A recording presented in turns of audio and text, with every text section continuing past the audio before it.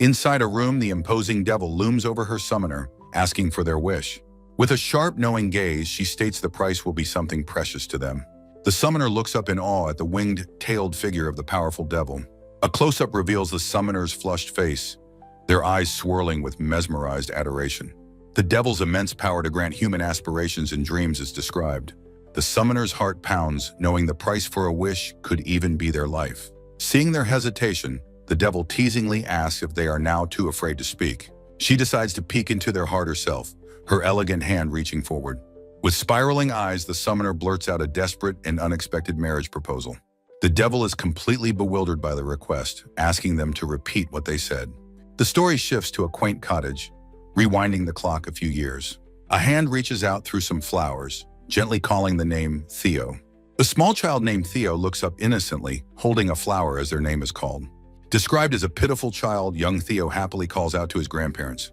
Having been abandoned by his birth parents, he was raised by the kind elderly couple. He became both child and grandchild to the couple, who had no children of their own. This idyllic time, however, was not destined to last forever. His guardians passed away before he became an adult, leaving him to mourn at their graves. His face is a mask of pure, gut-wrenching sorrow as tears stream down his cheeks. He vows to his departed guardians that he will do his best to survive on his own. In this world, power is necessary to defeat monsters and earn money for survival. A view of the town underscores the fact that money is essential to live. At 12 years old, orphaned and alone, Theo knew no other place would hire him. Out of options, he joined the Mercenary Guild, a place focused on hunting monsters. A brutish adventurer screams at him, furious at his slow pace during a quest. He can only offer a meek, downcast apology for his perceived failure. Unable to fight, Theo primarily worked as a baggage carrier for other mercenaries. Despite being expelled from parties, he tried to remain grateful for any work he could find. An adventurer cruelly questions him, demanding to know why he is so weak. He forces a weak, hollow smile, unable to give a real answer to the taunt. The question of whether his parents taught him anything strikes a raw, painful nerve. Trudging through the woods, Theo's thoughts confirm his painful reality. It's because he's weak. Now 14, he clenches his fist in silent rage, angry that they insult his grandparents. After being expelled from adventuring parties more times than he can count, he hits his limit. The very next day, he finds himself within the quiet, towering shelves of a library. Surrounded by books, he declares his new singular goal of finally becoming stronger. He understands that to gain real power, he must now learn to use magic himself. Reasoning that he is a novice, he decides to start with older, forgotten tomes. While flipping through a dusty book, a folded piece of paper slips from its pages. He picks up the mysterious paper, his face a mask of confusion as he examines it. Unfolding the sheet reveals an intricate magical circle and the title, Summoning Ritual. His eyes go blank as he reads the final, shocking words for the devil. Utterly bewildered, he puts a hand to his chin, wondering what a devil even is. His research reveals that all texts describe the devil as the most unholy being. Seated at a library table, he confirms that every book calls the devil an evil entity. He finds one consistent, tantalizing detail. It grants a wish, but takes something precious. The nature of the price is unknown, but a spark of possibility ignites within him. He becomes excited, realizing his wish for strength could actually come true. Outside his home, he considers the surprisingly simple summoning method described. The ritual requires placing the paper on the ground and spilling blood into its center. Steeling his resolve, he prepares to prick his finger with a small, sharp knife. A single drop of his blood falls onto the circle, the sting nothing to him. An explosive burst of light erupts, sending him flying back with a startled cry. A beautiful horned woman materializes, and his first thought is that she is angelic. He recalls that the old books had only mentioned the creature possessed horns. The ancient texts had also noted that the powerful being had wings. He is completely shocked to discover that the devil is in fact a girl. He marvels, thinking this is the first time he's ever seen such an angelic person. Standing beside her, he is overwhelmed, his face flushing with flustered awe. His long-held desire for power is instantly replaced by the urgent need to make a wish. On his knees, he impulsively blurts out a heartfelt marriage proposal to the being. In that single moment, all he wanted was for this devil girl to become his wife. He looks up at her, his face a canvas of blushing, earnest adoration. The devil stares down at him, her expression one of complete and utter bewilderment. In a small room, the tall, horned devil confronts the blushing, speechless boy, Theo. She skeptically questions if he even comprehends the words he just uttered. With disbelief, she asks if he is truly claiming to have fallen in love at first sight. The devil explains that her appearance makes her a feared outcast in the human world. She concludes that only a complete and utter fool would ever propose to her. In a passionate outburst, Theo insists that he did, in fact, fall in love instantly. Shocked by his conviction, the devil furiously accuses him of lying. He earnestly denies lying, invoking his grandfather's lesson about always telling the truth. Scoffing at his words, she declares that as the devil, she can see into his heart. She reaches out, intending to expose whatever plots or falsehoods he might be hiding. A close-up reveals Theo's wide, vulnerable eyes as she begins her inspection. Instead of deceit, she is hit by a tidal wave of pure adoration from his heart. After the inspection ends, Theo falls to the floor, leaving her standing in shock. Helvi panics internally, completely baffled by this strange and adoring boy. She reflects that in her long life, she has never been worshipped to this extent. Until now, all humans who summoned her made wishes and then fled in fear. Although she never let any escape, their terror was a predictable constant. This man, she realizes, is entirely different, wanting to marry a devil like her. Utterly confused by this turn of events, she clutches her head in her hands. Theo watches her turmoil, his own face flushed with a mixture of emotions. With tears in his eyes, he apologizes, assuming his wish was impossible. As she looks at his tear-streaked face, an unfamiliar feeling stirs within her. Her heart pounds as she realizes with a jolt that she finds this mortal adorable. Overwhelmed by this new sensation, she pants, struggling to catch her breath. Regaining her composure, she declares that there is no wish she cannot grant. Theo looks up with dawning hope, realizing his wish might not be impossible. A blush of determination colors her cheeks as she makes her final decision. She announces that the contract is established. She will indeed marry him. Theo is rendered speechless, his face a mask of pure, blushing shock. Overcome with joy, he asks her to please take good care of him. Against all odds and expectations, a new couple was born in that moment. The scene shifts to the grand, imposing stone building of the Mercenary Guild. Inside, a young woman in a beret stands with her back to the viewer. With a worried blush, the young receptionist wonders why he has not yet arrived today. The story introduces Fiore Leotar, a Mercenary Guild receptionist whose mornings start very early. Her initial task involves checking and sorting through all the newly arrived requests. Following that, she pins the uncompleted quests to the main bulletin board for mercenaries.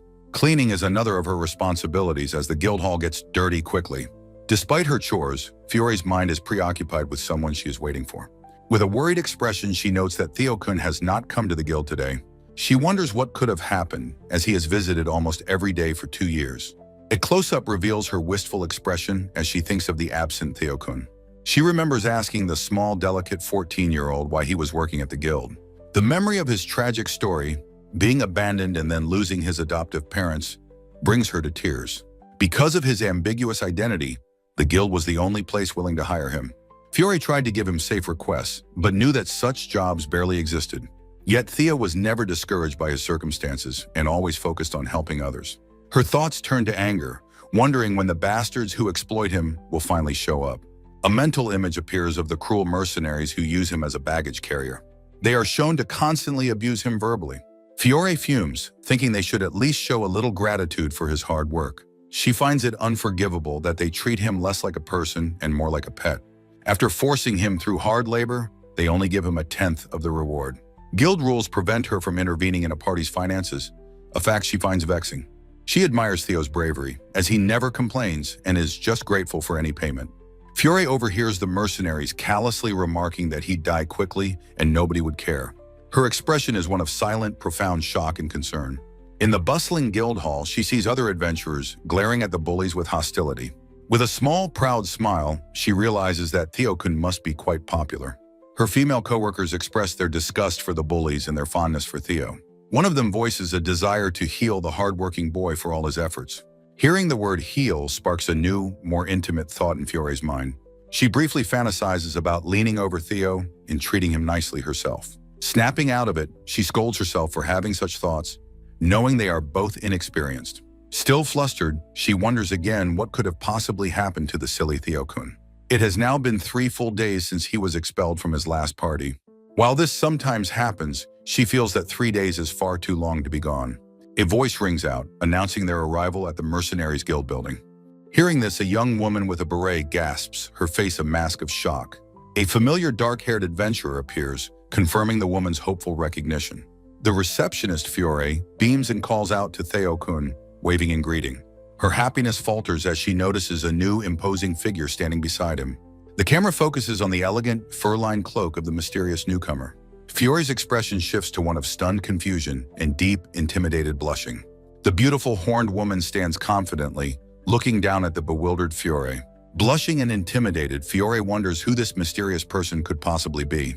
The scene then rewinds to a little while before, outside a quaint house. A deeply flushed Theo sits in stunned, awkward silence on his bed.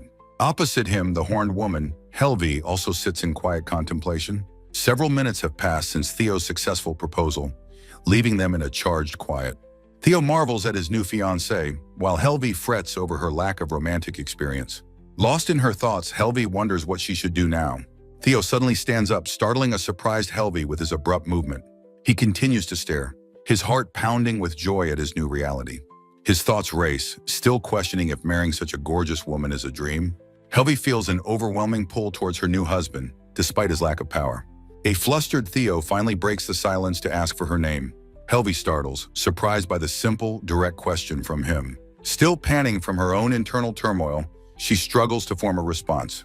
She introduces herself simply as Helvi, her gaze soft and direct.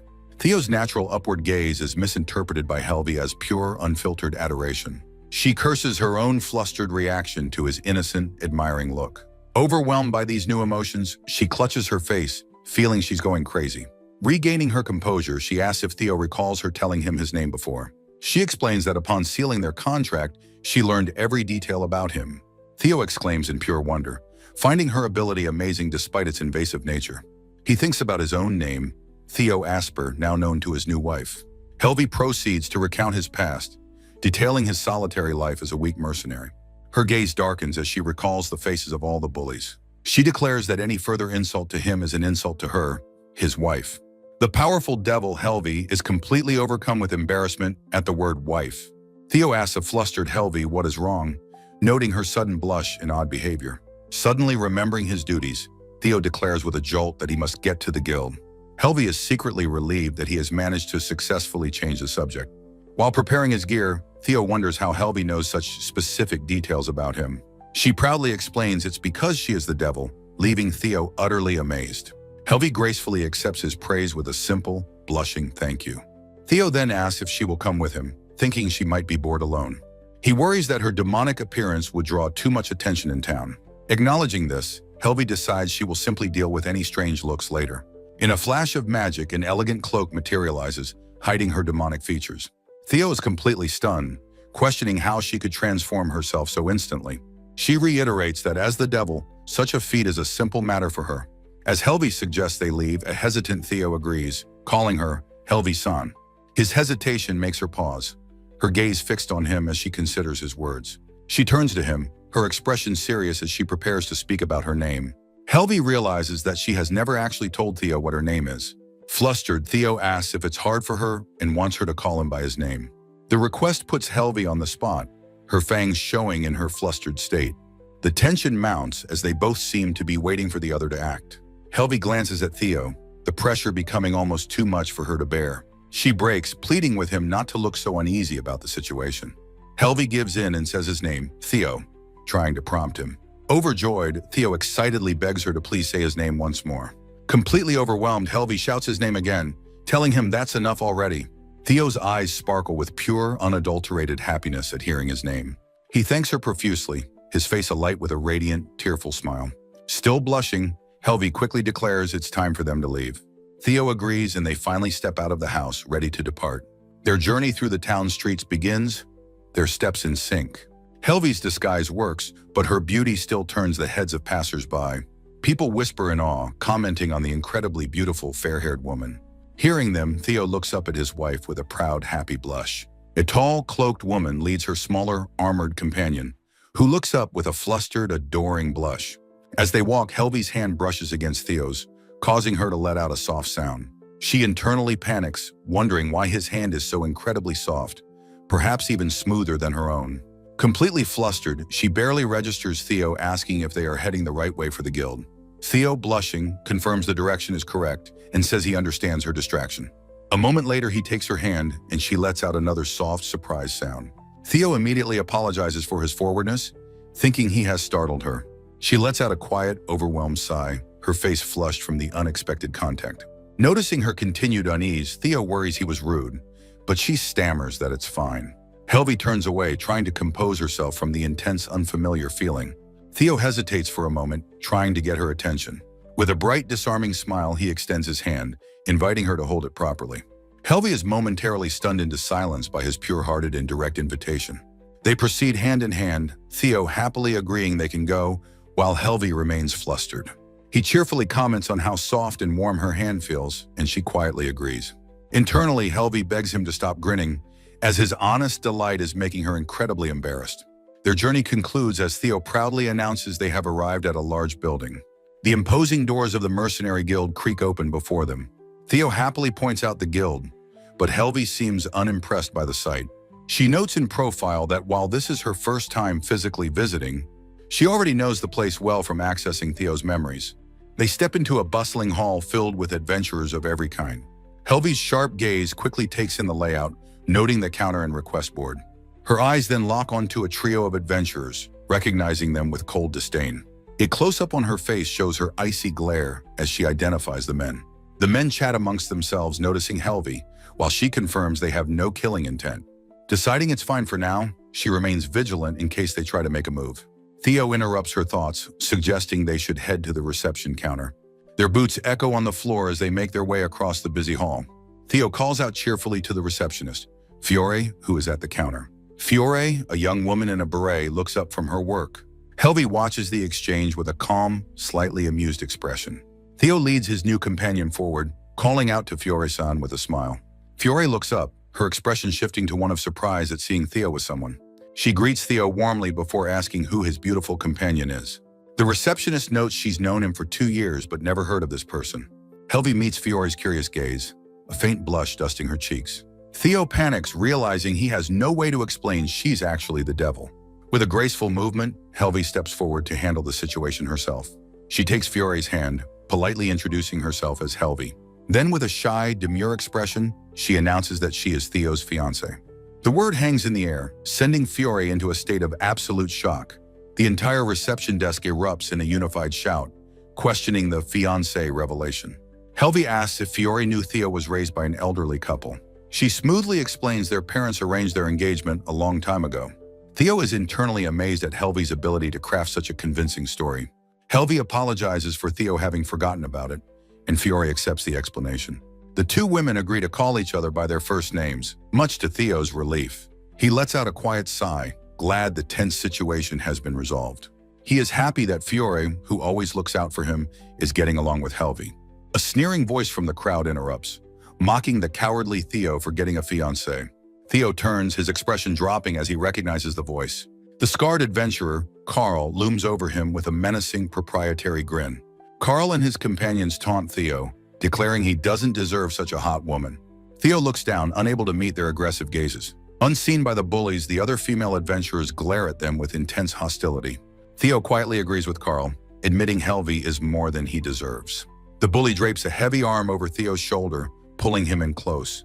Leaning down, Carl whispers a vile proposition, asking to borrow Helvi. Theo's eyes fly wide in pure, unadulterated shock and horror. Carl tries to leverage their past association, suggesting they start with just one night. Helvi notes that he is whispering, assuming she cannot hear his words. However, as the devil, her hearing is absolute. She hears everything. Theo looks up, his face a mask of worry and fear for Helvi. A powerful killing intent stirs within Helvi for the first time in a long while. She reflects that her past killings were contractual and devoid of personal feeling.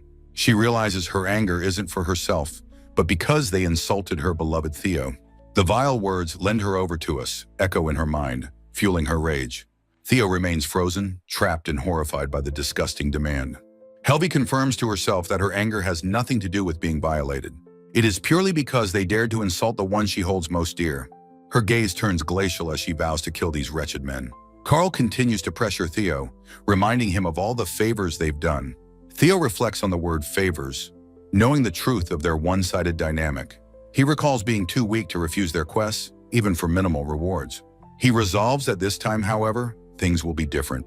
With a surge of determination, Theo clenches his fist tightly. He bows deeply to the adventurers, offering a sincere apology. Straightening up, his expression firm, he declares that he cannot do that. Carl is taken aback, his confident smirk replaced by disbelief. Theo repeats that he is serious and that what they ask is something he cannot allow. He thinks that while he has borne their abuse before, this is a line he won't cross. He knows that agreeing would cause his wife, Helvi-san, unimaginable trouble. With a desperate shout, he declares that Helvi is his wife. His eyes are wide with a mixture of terror and unshakable resolve. He finishes his passionate declaration, vowing not to hand her over to anyone. Carl explodes in fury, demanding to know who Theo thinks he is. He lunges forward, launching a powerful, vicious kick at the defiant boy. Theo braces for the impact, his eyes squeezed shut in anticipation of the blow. He throws his arms up to protect his face, wincing as the attack connects. A sharp cry of pain echoes through the guild hall. Theo remains braced for a pain that doesn't fully arrive. Opening his eyes, he looks down at his body, confused. He touches his chest, realizing with a start that he doesn't feel anything. Looking up, he sees that another adventurer, Kart-san, has taken the kick for him. The attacker, Carl, lets out a horrific scream of pure agony. He collapses, shrieking about his arm being broken, though it was his leg. Fiore and the other onlookers cover their mouths in absolute shock. Carl's bald companion stares, his face a mask of horror and disbelief. Fiore stammers that she doesn't understand how it happened, but it was definitely Carl who did it. From the side, Helvi smiles with pride, internally praising her dear husband's courage. A beautiful, long-haired woman named Helvi embraces a startled, dark-haired youth named Theo from behind. Completely flustered by the close contact, Theo calls out Helvi's name in surprise. Leaning close, Helvi whispers that his words truly pleased her, as Theo stammers his own inadequacy. She gently presses a gloved finger to Theo's lips, silencing his protest with an intimate gesture. With an adoring look, Helvi tells Theo he has once again won her heart. A blushing Theo looks up, still touched by her finger, and murmurs her name in awe. Tenderly, Helvi brings his finger to her own lips and gives it a soft, affectionate kiss. Her eyes narrow with a predatory gleam, her desire for him intensifying in the moment. A close-up reveals her lips parting slightly, ready to act on her amorous impulse. Panning, she internally gushes over how cute he is and how much his words pleased her. Her thoughts focus on his round, innocent pupils and his completely captivating gaze. Recalling the feeling of his lips against her finger, her desire is fueled even further. Her affection tips into a ravenous hunger. She admits she wants to eat him up right now. She internally confesses that if they were alone in his house, she would be stealing a kiss. A sudden thought strikes her, causing her to pause her internal struggle for a moment. She questions why she, the devil, should have to hold back from her own desires. Seeing him as a juicy, delectable fruit, she decides it would be a waste not to indulge. Just as she leans in, a furious shout from Carl accuses her of being at fault. The injured adventurer, supported by his friends, insists a brat like Theo couldn't have hurt him. Carl fumes about how badly his arm was screwed up, placing the blame squarely on her. He screams at the bitch to prepare herself for his enraged retaliation. His aggressive posturing immediately crumbles into a choked cry of pure, unadulterated terror. Helvi looms over him, her expression hidden but her aura overwhelmingly powerful and menacing. Her eyes narrowed, she delivers a chilling threat to kill him if he dares to speak further. The adventurer's face is a mask of shock and primal fear, his bravado completely gone. He immediately turns on his heel, his body language showing his clear intent to flee. As he scrambles away in a panic, his companions shout his name, questioning where he is going. The guild receptionists watch the chaotic scene, also calling out for Carl to wait up. With the threat gone, Theo turns to Helvi with a bright, grateful smile, thanking her. Helvi pulls Theo into another tight embrace, startling him with her sudden affection. Flustered and faceless with annoyance, she apologizes for the interruption of their moment. She lets out a soft, frustrated sigh, her intimate moment having been ruined. She thinks to herself that because of those bastards, her rare chance was lost. With a sultry look, she vows to herself that she will not miss her chance next time. Inside the guild, the receptionist Fiore watches the couple, her heart pounding in her chest. A close-up on Fiore's eye shows her surprised and deeply flustered state. She is stunned by the intimate closeness between Helvi and Theo. Fiore clutches her hands to her chest, her heart thumping loudly with surprise. Overwhelmed, she thinks about how surprised she is by the sudden development. She is acutely aware of the incredibly close distance between the three of them. Looking up at the guild building, she expresses her relief that the incident was settled. Back at her desk, Fiore cheerfully asks Theo what kind of quest he plans to take. Theo, blushing slightly, asks if there are any easy quests available for the day. Fiore shuffles through papers, apologetically stating that there do not seem to be any. Theo looks downcast, murmuring his disappointment at the lack of suitable jobs. He apologizes, but Fiore frantically insists that it isn't her fault at all. Helvi watches this exchange from the side with a gentle, amused smile. Fiore muses that while Theo's fiancé surprised her, Theo himself is just as he's always been. Her thoughts turn to the fiancé as other girls eagerly approach Helvi. A group of receptionists excitedly swarms Helvi, asking about her history with Theo. Fiore observes from her desk, noting how Helvi is getting completely surrounded by her colleagues. Helvi, slightly flustered, considers their request for adorable moments from Theo's past. She recounts a story of a young Theo being comforted by his grandmother after wetting the bed. The receptionists erupt in squeals of delight, loudly declaring the story adorable. A mortified Theo asks how Helvi could possibly know such a private and embarrassing story. Helvi offers a small, confident smile, preparing to explain her unique knowledge. She reveals it simply because it is her, hinting at a deep magical connection. She explains that their contract conveyed his fragmented memories and past experiences to her. Theo laments how embarrassing it is for that story to be known by everyone. The receptionists, far from satisfied, eagerly press for even more embarrassing tales. Theo looks incredibly mortified by their continued interest in his private past. He shyly turns back to Fiore, trying to change the subject away from himself. He asks if there are any other quests available that he could possibly do alone. Fiore suggests a herb-gathering quest but warns it is in a monster-infested region. She concludes that it would likely be too difficult for Theo to tackle it by himself. Theo looks downcast, knowing even the weakest monsters could overwhelm him if he were alone. He agrees that it would be difficult for him if he were to go by himself. Helvi steps forward with a knowing smile, reminding him that she is there to help. Theo looks up at her, his expression touched and warmed by her considerate offer. Helvi asks rhetorically if there's any way she could possibly let him go alone on a quest. He protests, insisting he can't expose Helvi to such potential danger. His kindness makes Helvi's heart flutter, and she is visibly moved by his concern for her. She clears her throat, attempting to brush past the tender, emotional moment. With a proud grin, she declares she is, moderately speaking, the ultimate being in the world. Theo accepts this, but inwardly questions her use of the qualifier, moderately speaking. Fiore points out that the reward would be the same, raising a financial concern. She clarifies that the reward for one adventurer would have to be split between the two of them. Helvi dismisses this, stating it's not a problem since the money goes into one shared bag. She explains that as a married couple, splitting the reward is no issue for them. Fiore, flustered but accepting, agrees that this explanation makes perfect sense. She asks Helvi which quest they would like to take on for the day. Helvi requests the most difficult quest that can be completed in a single day. Fiore is left completely speechless with shock by the incredibly bold request. The scene erupts into chaos as Helvi presses her demand on the flustered receptionist. Fiore asks if Helvi is absolutely sure about taking on such a difficult quest. Theo panics, shouting that they cannot possibly do something like that with just the two of them. Helvi, however, is completely unfazed, chuckling to herself at Theo's frantic protest.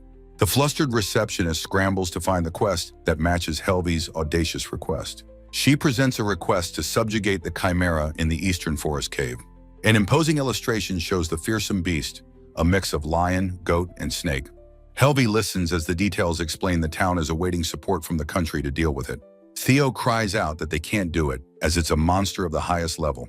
Helvi scoffs, asking if such small fry is really their hardest available quest. Theo and Fiore are stunned into silence by her casual dismissal of the legendary beast. Brushing it aside with a wave of her hand, Helvi moves on from the point.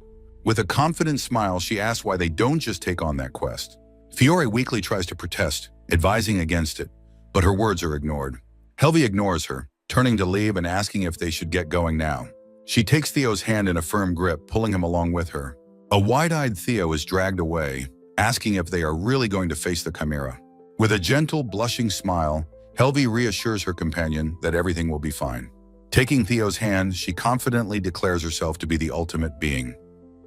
The story flashes back to a time long ago when a colossal monster ruled the world. During this era, frail humans were crushed by powerful demons, losing their habitats. Humanity possessed intellect, but it was a useless weapon against such overwhelming might. However, this very intellect would eventually lead them to a desperate solution. In their time of need, a human performed a ritual and summoned the devil. The summoner wished for the devil to kill all monsters, making the world safer. Only a few days passed after this fateful wish had been made. All monsters, even those feared by the gods, then vanished from the world.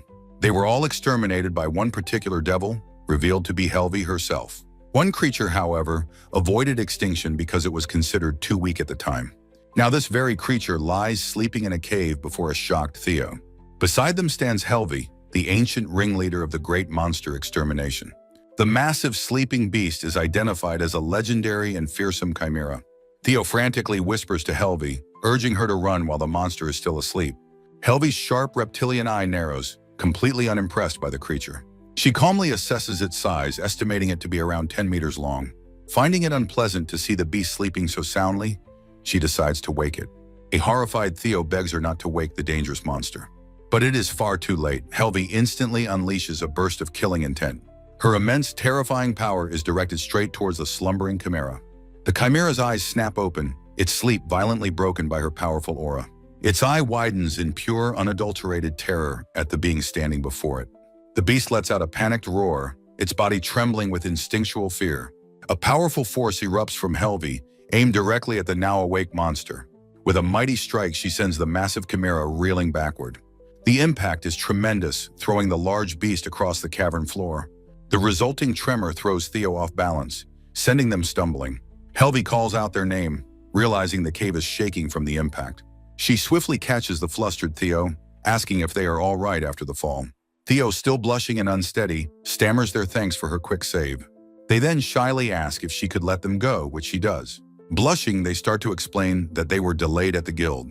Their mouth is open as if to offer something, but they stop themselves. Helvi leans in, a soft, knowing look on her face as she listens. Theo decides against it, thinking a place like this lacks the proper mood. Helvi advises them to be careful, and they thank her profusely. They look at her with admiration, calling her name softly. Theo then asks her what exactly she did to the chimera. She explains she simply exposed her killing intent and erected a barrier. From a distance, they watch the beast trying desperately to escape its prison. The chimera flees, but is repeatedly blocked by an invisible wall. Its attempts to ram the walls or ceiling are completely futile. With no sound from the impacts, it looks like a strange, clumsy dance. Theo marvels at her power, and she proudly states it's because she's the most powerful. Her expression hardens as she decides it is now time to end the fight. With a simple gesture of her hand, she readies her attack. A wicked, scythe-like blade of energy materializes from her outstretched arm. She swoops through the air towards the roaring, terrified chimera.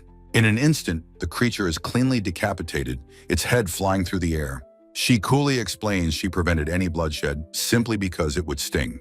Theo can only stare, their eyes wide with shock and utter awe. They stammer their amazement at the effortless display of power. They can't believe she defeated the legendary chimera so easily. Helvi beams, declaring that for her, it was a piece of cake. The mention of cake suddenly reminds her of something important. She realizes she hasn't eaten since coming to this world, startling Theo. She then asks if Theo could make her something to eat when they return. Theo's face lights up, enthusiastically agreeing to cook for her. They happily explain this is their first time cooking for anyone besides their grandparents. With a radiant, blushing smile, they vow to do their absolute best. Helvi asks about their preferences, and they say they like meat and sweet things. She agrees she likes sweet things too, and suggests they have dessert. A sly, knowing smile crosses her face as she considers the idea of dessert. Leaning in, she whispers that for dessert, she thinks she will have Theo. She quickly pulls back, deciding to hold off on that for the time being. Theo asks if they should bring the entire corpse back with them. Helvi admits she's unsure how to dispose of it, but agrees it's a good idea. With a confident gesture, she declares that it will be an easy task. The massive headless chimera corpse begins to float effortlessly into the air. She wiggles her fingers playfully, demonstrating her complete control over the levitating body. She explains that she can move it with just her fingers. Amazing Theo. Satisfied with her work, she asks if they should head back now. A happy and amazed Theo readily agrees to return to town. The two of them turn and begin to walk out of the cave together. Meanwhile, at the eastern gate of the town of Nemophila, chaos has erupted. A soldier on lookout duty had spotted a massive monster approaching from afar. Recognizing it as the rumored chimera, he alerted the other soldiers, who prepared for battle. However, what appeared at the gate was the bizarre sight of a beheaded chimera. Following behind it were a man and a woman, Theo and Helvi. One of the guards on the wall recognizes the smaller figure as Theo. Inside the gatehouse, Theo asks why they are being held in confinement. They are surrounded by soldiers who know Theo, so they are not chained. They are simply being held while the kill is authenticated. Theo is optimistic it will be over soon, but Helvi questions the large guard detail. Helvi lets out a weary sigh, clearly growing impatient with the delay. Theo is used to such unjust treatment and doesn't seem to mind. Helvi, however, is very reluctant to be forced to wait. She seethes, frustrated that this is delaying her promised meal from Theo. Her intense glare terrifies the surrounding guards, who whisper about how scary she is. Her menacing expression sends a jolt of pure fear through the soldiers. The guards panic, begging to change shifts and escape her intimidating presence. An officer barks at them to get back to their posts, demanding an apology. Helvi senses the arrival of another person, wondering who it could be. A stern-looking man in ornate armor steps forward with a formal apology. He introduces himself as a commander and addresses Theo and Helvi by name. His expression is grim as he announces he has a few questions for them. With an air of superiority, he commands them to kneel, which Helvi finds haughty. An immense unseen force slams down, violently forcing the commander to his knees. A mustachioed commander strains, his face slick with sweat as he wonders what is happening. His unseen opponent, a woman with long hair, internally questions the bizarre situation. She reveals she is manipulating gravity and could easily flatten them all into steak. The commander continues to struggle as she explains she is being modest with her power. Sitting calmly, the woman commands the soldiers to be thankful for her restraint. Her expression turns cold as she states she will not tolerate being made to wait. The commander grunts, unable to even lift his head under the immense pressure. Bent over in agony, he wonders in terror at the source of this incredible power. With a sharp snap of her elegant fingers, the woman releases her hold on them. The pressure vanishes instantly, and the soldiers gasp in shock and relief. The commander stands, realizing the crushing weight on his body is suddenly gone. The woman offers him a choice: speak while kneeling or be brought a chair. His face hardening, the commander glares at them, his decision made. He barks an order for a chair, and a soldier nervously confirms the command. Clutching his aching hips, he shouts at his men to hurry up with the chair. A young armored individual named Theo stares, their face flushed with dumbfounded confusion. The woman Helvi chuckles to herself, finding the flustered Theo to be adorable. From an unseen perspective, an apology is offered for the earlier impudence. At a table, the commander apologizes and Helvi forgives him as Theo agrees. He formally introduces himself as Loro, the commander of the Nemophila Army Corps. The young warrior brightly announces their name is Theo Asper. The elegant woman with pointed ears calmly states her name is Helvi. Two guards sigh in relief, glad the tense situation has been peacefully resolved. Loro turns to Theo, asking about rumors of them helping his soldiers. A panicked Theo waves their hands, frantically denying they did anything of the sort. Loro reveals he knows Theo helped with the hated duty of monster corpse disposal. Theo's face darkens with worry, fearing they are about to be punished. The commander suddenly lets out a hearty, disarming laugh. He reassures Theo with a wide smile that he has no intention of punishing them. Instead, Loro states he will give a punishment to the soldiers involved. A flustered Theo tries to take the blame, insisting they requested the work. Loro calmly says he will take responsibility instead, surprising Theo. The commander revises his opinion, seeing Theo as a kind, responsible person. Helvi is overwhelmed with affection, finding Theo's modest, tense face adorable. She continues to swoon internally over her husband's endearing reaction. Loro sweats, recalling Helvi's power and feeling uneasy in her presence. He clarifies that the punishment for his soldiers will not be particularly heavy. The punishment is revealed, cleaning up corpses nonstop for an entire week. Theo lets out a quiet sigh of relief at the relatively light sentence. Loro steers the conversation back to the main issue at hand. He confirms that the monster they brought is undoubtedly a chimera. Helvi nonchalantly agrees, stating it's obvious just by looking at it. Loro admits that the report was initially very hard for him to believe. He guesses that Theo wasn't the one who defeated it, to which Theo agrees. Loro notes that based on reports, even a goblin is a struggle for Theo. His sharp, questioning gaze then shifts directly to the powerful Helvi. He asks her directly if she was the one who defeated the monster. Helvi calmly confirms with a simple, affirmative response. Theo suddenly puffs out their chest, declaring that they were the one who defeated it. Loro is momentarily shocked by the absurd and confident claim. A faint, amused smile plays on Helvi's lips at Theo's boast. She playfully asks Theo why they are only just saying so now. Loro points out there was no sign of a struggle on the chimera's corpse. He explains the established tactic of weakening such a large monster first. That tactic, he adds, requires at least a dozen soldiers surrounding it. His investigation revealed no such injuries. It was simply beheaded. With a serene smile, Helvi states that it wasn't even a fight. Loro processes the terrifying implication of her one-sided victory.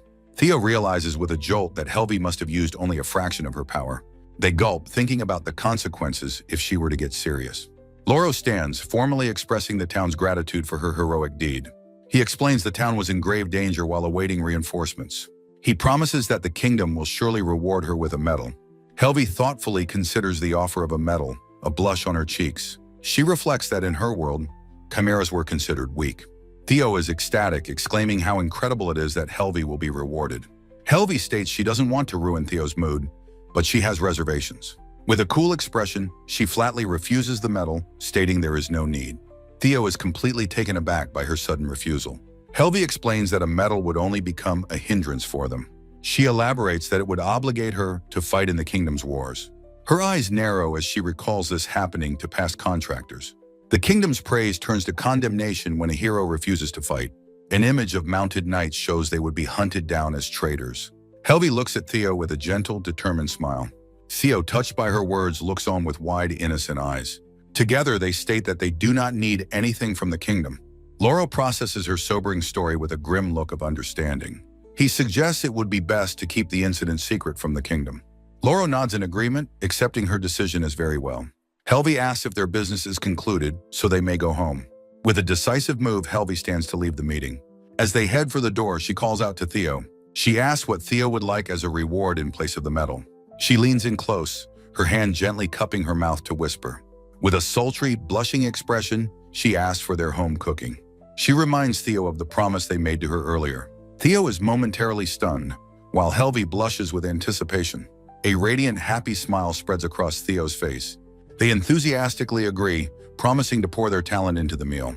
As they leave, Loro simply tells them to go ahead. Theo peeks back at a blushing Helvi with a happy, knowing look. They turn and exit the room, leaving the guards behind. The door closes, leaving the two guards to stand watch. One soldier laments that he can't believe Theo beat him to the punch. Later, a soldier is seen sobbing while cleaning up the monster's corpse. The scene shifts to the exterior of Theo's quaint, rustic house. Theo pants, asking with hopeful, sparkling eyes how their cooking tastes. Helvi is in ecstasy, breathing that the meal is absolutely delicious. She feels a soothing flavor permeate her body as Theo looks on happily. A steaming bowl of meat and potato stew is presented proudly. Theo wipes sweat from his brow, looking happy with his efforts. From the kitchen, he expresses his gladness at her enjoyment. He explains it's his grandmother's recipe with strong seasoning. Helvi savors the stew, declaring it delicious enough to eat daily. In this moment, she shows the greatest smile of her worldly existence. Helvi pauses her meal, noticing Theo has stopped eating to stare. His gaze is fixed on her with a quiet, contemplative intensity. She asks what's wrong, but he insists it is nothing. A powerful thought fills his mind. Helvi is truly a goddess. His pure thought strikes her with the force of a physical blow. Lacking romantic experience, Theo simply says whatever is on his mind. However, Helvi possesses the ability to read Theo's very heart.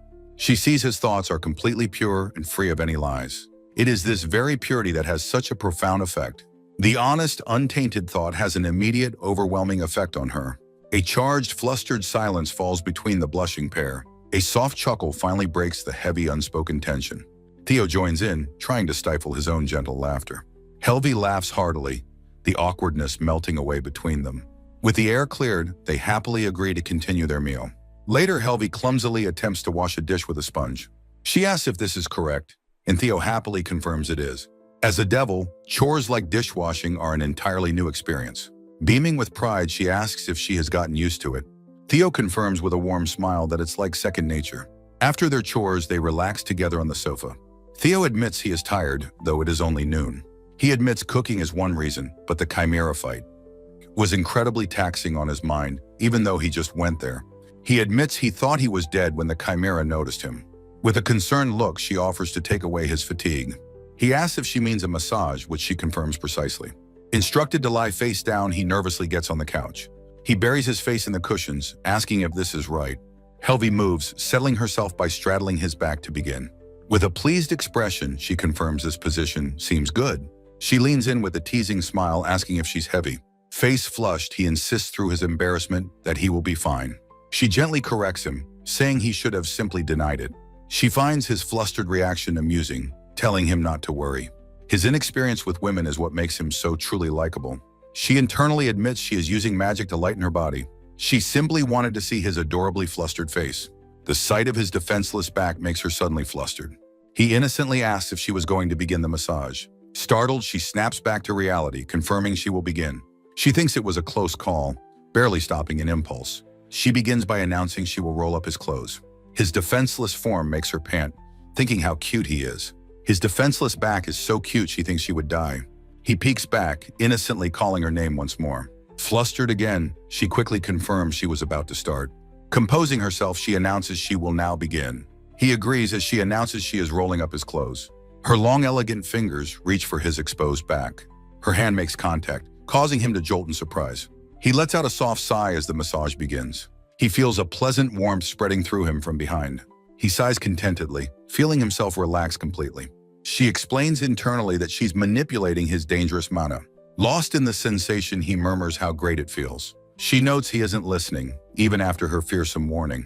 Both let out soft moans as the intimate massage continues. He continues to sigh blissfully, lost in the pleasant feeling. She begins to sweat, her desire and frustration building. She wonders why he's breathing so hard, asking if he wants her to assault him. The scene is like a hungry wolf before a sleeping rabbit. Normally, the rabbit would be devoured instantly if the wolf has reason. The wolf hesitates, wondering why the rabbit is so careless. It wonders if the rabbit has a protector or simply trusts it. The wolf considers if the rabbit truly trusts it completely. The thought of his trust fills her with immense frustration. Now that trust is a factor, she feels she can't assault him. The wild animal, Helvi, hesitates, gritting her teeth. The young rabbit, Theo, continues to sleep peacefully and defenselessly. Theo begins to stir and murmur in his deep sleep. He rolls over completely, still lost in his slumber. He now sleeps peacefully on his back, completely unaware. The movement shifts Helvi, landing her right beside him. Her lightened body was easily moved when he turned over. His innocent face and lovely lips are now right before her. Overwhelmed by temptation, she wants to enclose his half-open lips. She becomes completely lost in a giddy, love-struck fantasy. She gently caresses the cheek of the sleeping young man. She imagines forcefully silencing his bewildered awakening with a kiss. She snaps back to reality, startled by her own wild thoughts. She resolves to keep her wild and dangerous ideas under control. Unable to resist, she finds herself gently stroking his hair. She marvels at his smooth skin and soft body, losing control. She can't take it anymore, deciding this is more stimulating. With a nervous gulp, she steels her resolve to act. She leans over the sleeping Theo, captured mid-motion. A voice calls their names, sending her into a panic. Fiore peeks through the partially open door, announcing her presence. With a dramatic jolt, she shoots upright in absolute panic. Fiore enters the room, politely announcing her arrival. Her eyes land on Helvi, calling out her name in greeting. She calls out to both Helvi and the still sleeping Theo. She is utterly bewildered by the strange scene before her. In a quiet room, a young woman named Fiore stands, watching as the horned Helvi sits on a couch over a sleeping Theo. A close-up reveals Fiore's face, her eyes wide with utter shock and confusion at the scene. Helvi glances back, her expression one of clear annoyance and slight embarrassment. Completely oblivious to the tension, Theo slumbers peacefully on the couch. Fiore, her voice hesitant, finally breaks the silence to ask what Helvi is doing. With a flustered smile, Helvi claims she is simply giving Theo a massage. Fiore remains unconvinced, questioning the highly compromising position Helvi is in. She insists that no matter how she looks at the situation, it seems suspicious. Fiore details her observation. Helvi is sitting on the face-up Theo, touching him under his clothes. With a soft Helvi decides to abandon her flimsy excuse and reveal the truth.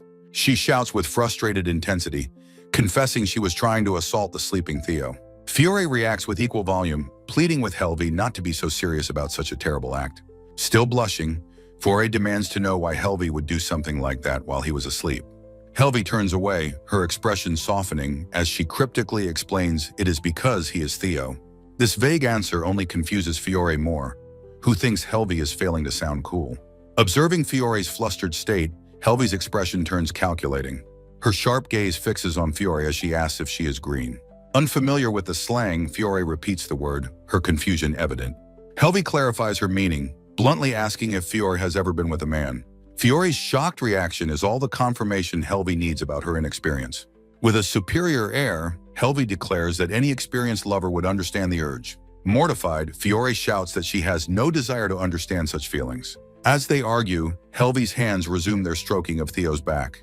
Fiore notices immediately, pleading with her to stop touching the sleeping boy. Helvi teasingly suggests Fiore is simply unaware that this kind of fun exists. The word fun sends a jolt through Fiore, her face flushing with horrified realization.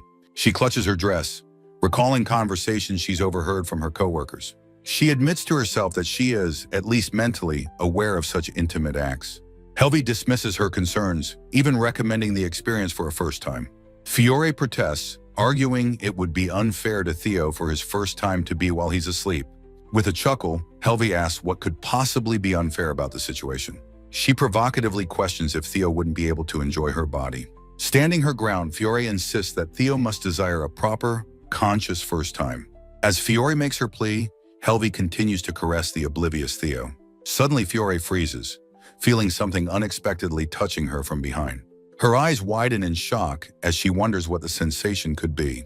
A deep, horrified blush spreads across her face as she starts to understand. She whirls around to find Helvi standing directly behind her, having moved in an instant. Fiore yelps in surprise, demanding to know when Helvi got beside her.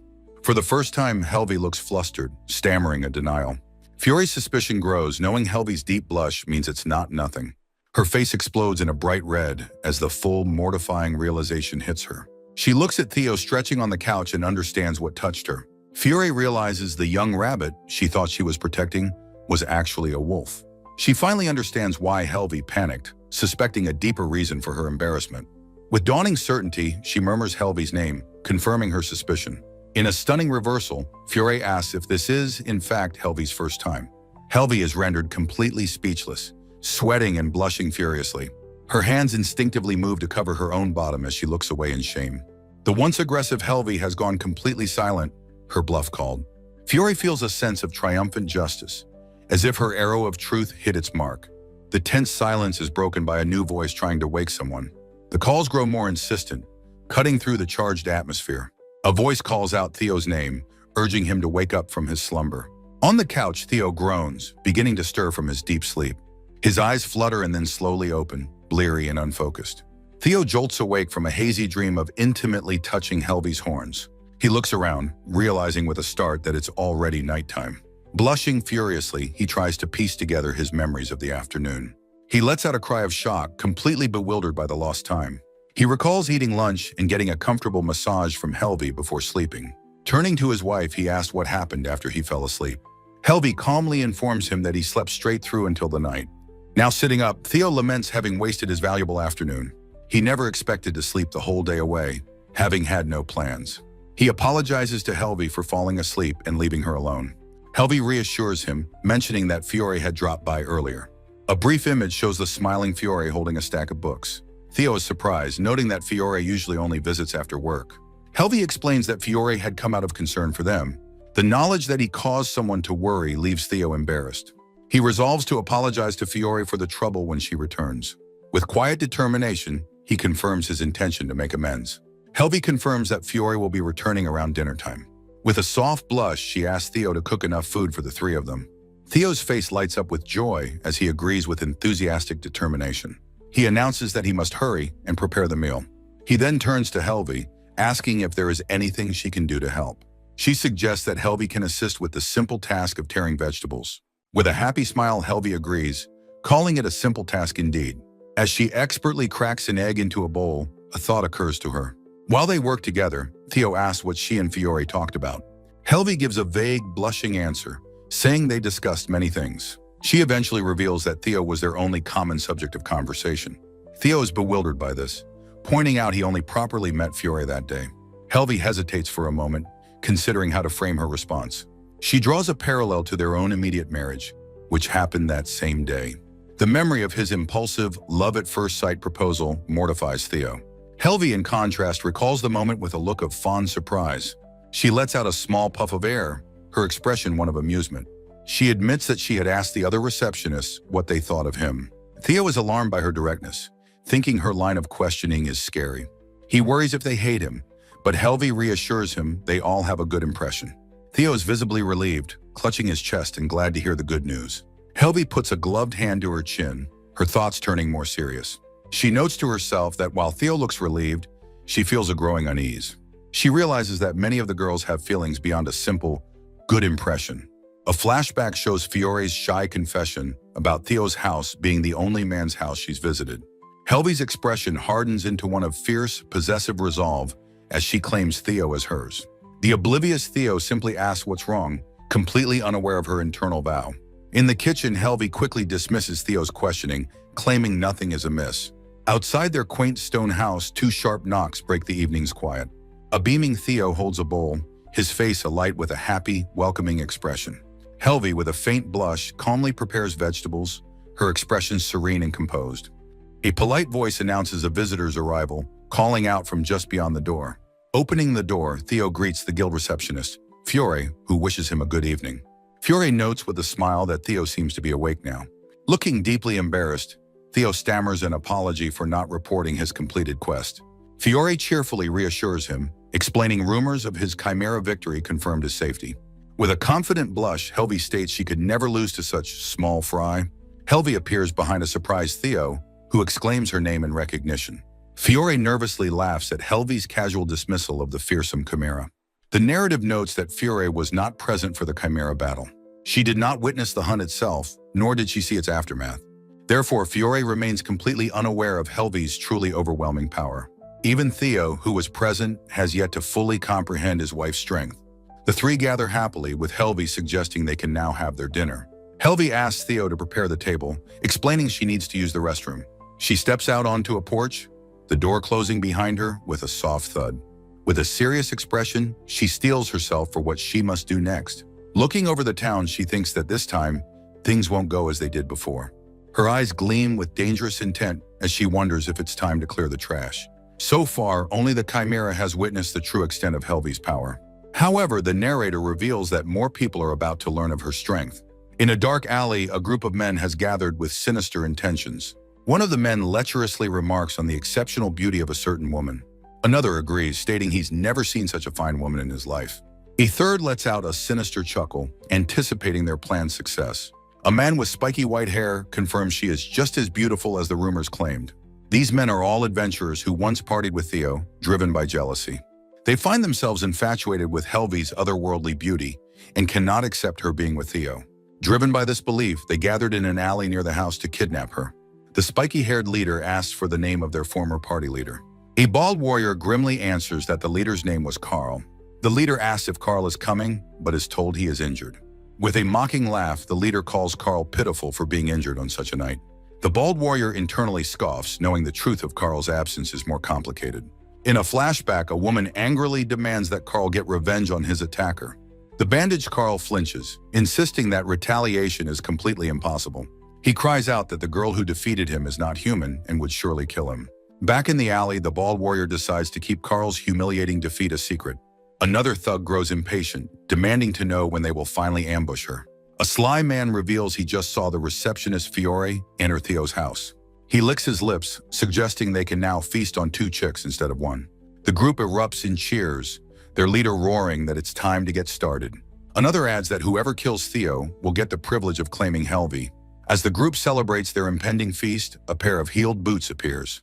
A cold voice cuts through their celebration, declaring that they are annoying trash.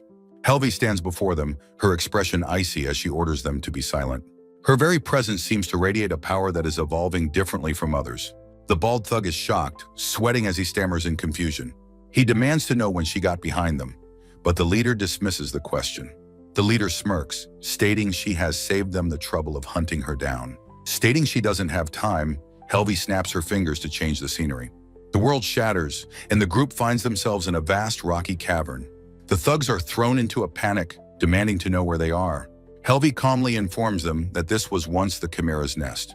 Her words send a wave of terror through the group, who cry out in disbelief. One of the men shrieks in fear at being in a place with such a monster. The leader tries to calm his men, though his own composure is clearly cracking. He shouts that he could have sworn he heard the Chimera was subjugated. One of his men quickly agrees, trying to find reassurance in the rumor. Another confirms he heard it was defeated just that very day. Helvi lets out a soft, mocking laugh, amused by their desperation. She delivers the final, stunning truth. She is the one who defeated the Chimera. The leader can only stare in disbelief, unable to process her claim. Seeing his confusion, Helvi offers to repeat herself just for him. With absolute confidence, she states again that she was the one who defeated the beast. The thugs are thrown into a panic, demanding to know where they are. The leader tries to calm his men, though his own composure is clearly cracking. One of the men lets out a nervous laugh. wondering what they would have done if the Chimera were here.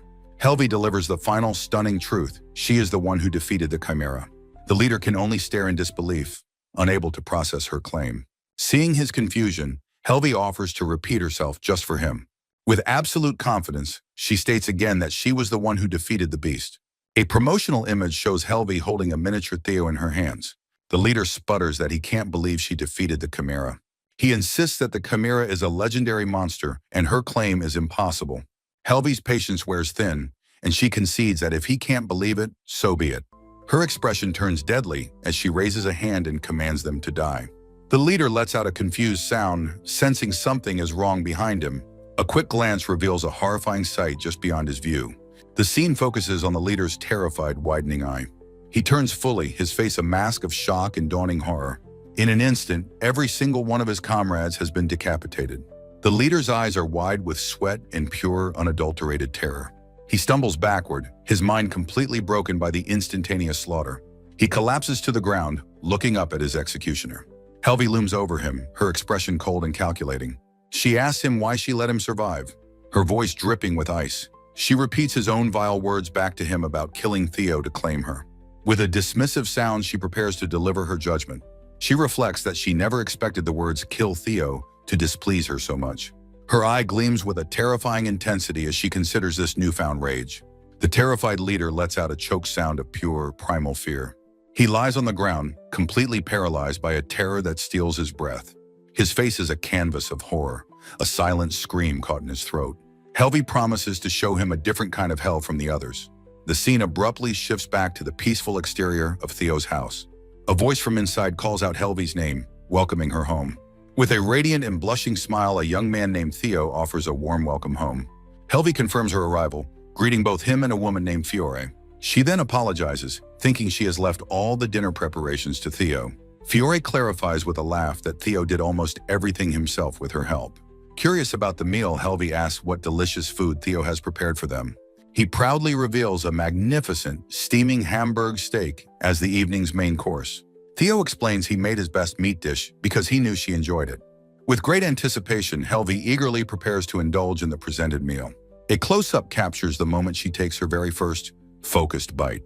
The rich flavor fills her with pure bliss as she chews with contentment. She swallows the delicious mouthful, a nervous excitement visible in her posture.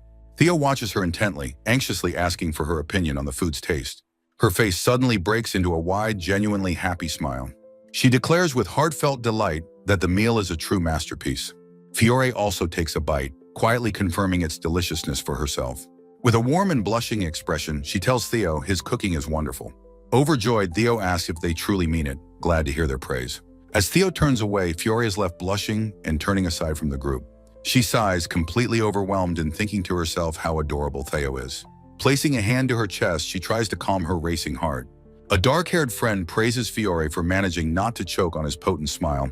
Her friend then glances over toward the composed Helvi with a curious look. Helvi continues eating placidly, seemingly immune to Theo's overwhelming charm. The friend wonders aloud if Helvi feels anything at all after seeing his smile. She muses that it would be unfortunate if Helvi couldn't appreciate his cuteness. Fiore agrees, adding that one is missing out if his smile doesn't stir them. A sharp internal voice suddenly retorts that this is not true at all. The telepathic thought that he is clearly adorable rings out in Fiore's mind. This sudden psychic intrusion causes her to choke on her food in utter shock. Panicked and gasping, she wonders where the voice in her head came from. Her friend offers water, but Fiore frantically waves her hands, insisting she is fine. She glances nervously towards the likely source of the mysterious inner voice. Helvi looks back, a slight blush on her cheeks, asking if Fiore is okay. Completely flustered, Fiore dismisses the incident, insisting it was nothing at all. She tries to rationalize the event, hoping she was just imagining Helvi's voice. The voice returns, telepathically confirming that she was not imagining things. Helvi reveals she is talking directly into Fiore's mind, causing her utter shock. Throughout this exchange, Helvi continues her meal with an air of serene contentment. She explains this is possible because she is, in fact, the ultimate being. A wider view reveals the two having a secret telepathic conversation at the table. From an outside perspective, Fiore simply appears to be enjoying her meal quietly. Helvi also seems to be just savoring the delicious food before her. Their oblivious friend smiles, completely unaware of the mental drama unfolding. The friend teases Fiore about her adorable expression, turning her own words back on her. Helvi mentally reminds Fiore that she was the one who called him adorable first. Fiore internally shouts back that she only thought it, she did not say it aloud. Theo beams, pleased that his companions seem to be entranced by his cooking. He happily declares that it was a truly wonderful meal for them all. Standing up, Theo announces that he has also prepared a dessert. He reminds Helvi that she enjoys sweet things, immediately piquing her interest. He reveals he made pudding, even making some for Fiore, who was delighted. Helvi presents 2 steaming cups of the dessert, inviting them to enjoy it. As Theo offers to wash the dishes, Helvi asks if he made none for himself. She gently stops him, insisting that he should leave the dishes for later. With a blushing smile, she explains they must eat together for full enjoyment. Deeply touched by her consideration, Theo thanks her profusely for the kind words. Helvi replies that she should be the one thanking him, and they share a warm laugh. Fiore watches their tender exchange from her seat, a wistful look on her face. She sighs, feeling she is no match for a long-time established fiancé. Their friend comments on how happy Theo must be to marry someone so kind. Theo exclaims that the pudding is the most magnificent thing he's ever eaten. While Fiore calls this an exaggeration, Theo insists it's the best in his life. Blushing at the high praise, Helvi states that she was only speaking the truth. Fiore offers her own genuine thanks to Theo for the truly magnificent dessert. Overwhelmed by the compliments, Theo stammers his thanks, completely flustered. After their meal, the group relaxes with hot drinks steaming in their cups. The friend asks Fiore what she plans to do for the rest of the evening. She wonders if Fiore will be staying the night, considering how late it is. Fiore hesitates, admitting that under normal circumstances, she would stay over. She explains that they don't share a room and Theo isn't conscious of her that way. A slight blush reveals that her own feelings on the matter are more complex. A flashback shows her getting nervous whenever she has to stay at his place. She recalls being unable to sleep until she saw that Theo was asleep first. Peeking into his room to see him sleeping soundly always brought her relief. This habit often led to her guild colleagues teasing her about it the next day. However, she acknowledges that now, Theo has a lovely bride named Helvi. Helvi, having heard her thoughts, closes her eyes in quiet, blushing understanding. She announces she will escort Fiore home, startling the other 2 girls. With a knowing look, Helvi adds that cleaning up is an important duty for Theo. Theo agrees, asking Helvi to please take good care of Fiore on her way home. A flustered Fiore can only agree, saying that Helvi can count on her. Outside, Fiore thanks Theo for the wonderful meal as he waves them off. The 2 women's heeled boots clack on the path as they begin their walk. They proceed through the dark woods, the atmosphere quiet and thoughtful. Fiore looks troubled, hesitating before she finally decides to speak. She calls out to Helvi, who turns with a smile and asks what the matter is. Fiore confesses she was unaware of the engagement and has stayed over many times. Helvi calmly replies with a smile that she is already aware of this fact. This revelation sends Fiore into a state of comical, flustered panic. She apologizes profusely, vowing never to stay over again, but Helvi just laughs. Helvi reassures her that it is fine and that she doesn't mind her staying over. Fiore is shocked by this, asking if it is really all right with her. She admits she assumed Helvi would forbid any other women from the house. Helvi reminds her she shows no mercy to those who would harm Theo. The veiled threat is a reference to a past incident that Fiore understands well. Fiore then brings up being curious about a witnessed attempted kiss. Mortified by the memory, Helvi stomps ahead, trying to change the subject. Catching up, Helvi concedes that since Fiore is a friend to Theo, it is fine. With a warm smile, she encourages Fiore to continue being kind to him. A relieved Fiore thanks her, her face flushed but happy with the outcome. Leaning in close, Helvi delivers a chilling warning to a terrified Fiore about making a move on Theo. From outside a house at night, a soft, indistinct sound is heard.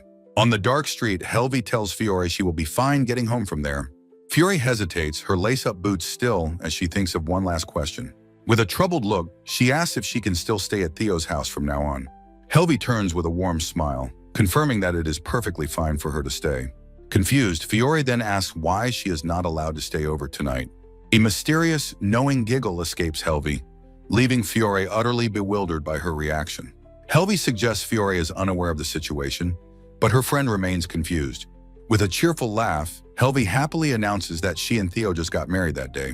Her eye narrows suggestively as she asks if Fiore understands the implication of this news. Fiore's innocent eyes reveal she is still lost, asking what her friend means. Touching her lips, Helvi concludes with a blush that Fiore truly doesn't know. She playfully pats Fiore's head, dismissing her as a child, much to Fiore's shock. Walking away, Helvi reminds her that they were married today, prompting Fiore to think. Fiore whispers the question to herself. finally beginning to understand the true meaning. A close-up shows Helvi's confident, blushing profile as she prepares her grand reveal. With a sultry expression, she proudly declares that tonight will be their wedding night. Her confident, blushing face is shown in an extreme close-up as she speaks the words. Fiore's face contorts in pure shock as the term wedding night finally registers.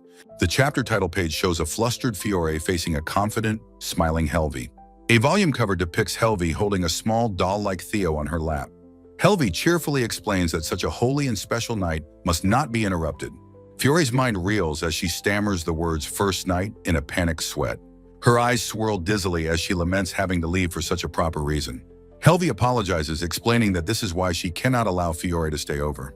With spiraling eyes, a completely flustered Fiore insists that the arrangement is fine. Leaning in, Helvi promises that by the time they meet tomorrow, she will be a changed woman. Fiore clenches her fists, shouting a mortified and awkward wish for them to have fun.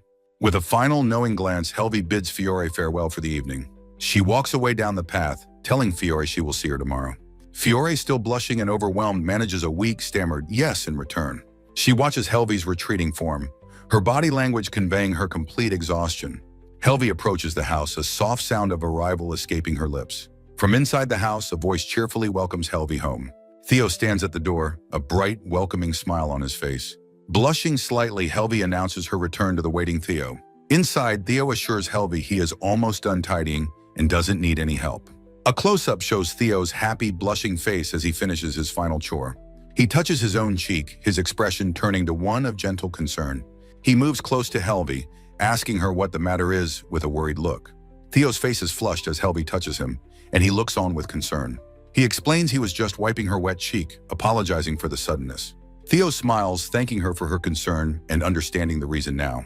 Flustered, Helvi realizes she was sweating from her excitement and didn't even notice. She looks away, blushing, as Theo looks on with a questioning expression.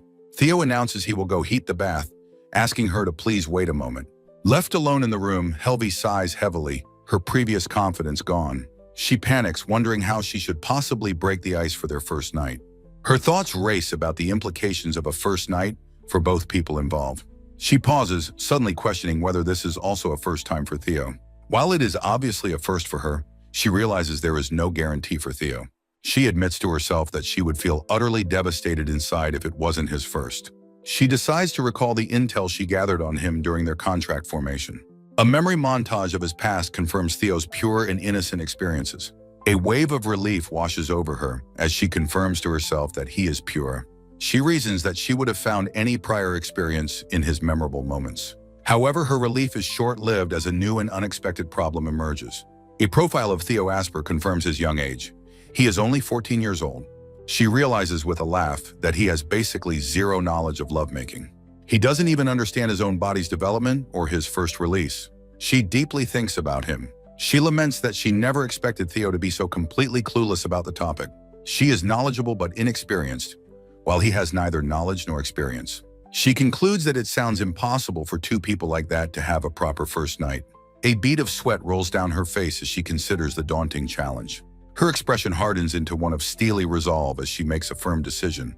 Theo returns from the bathroom, cheerfully announcing that the bath is ready for her.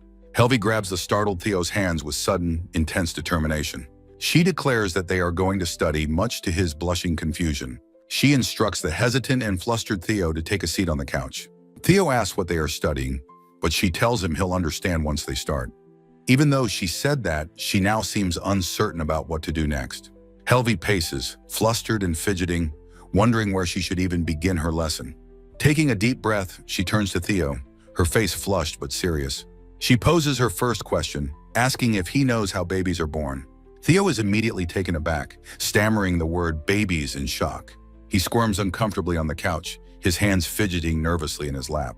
Helvi stares, her mouth agape in anticipation as she waits for his answer.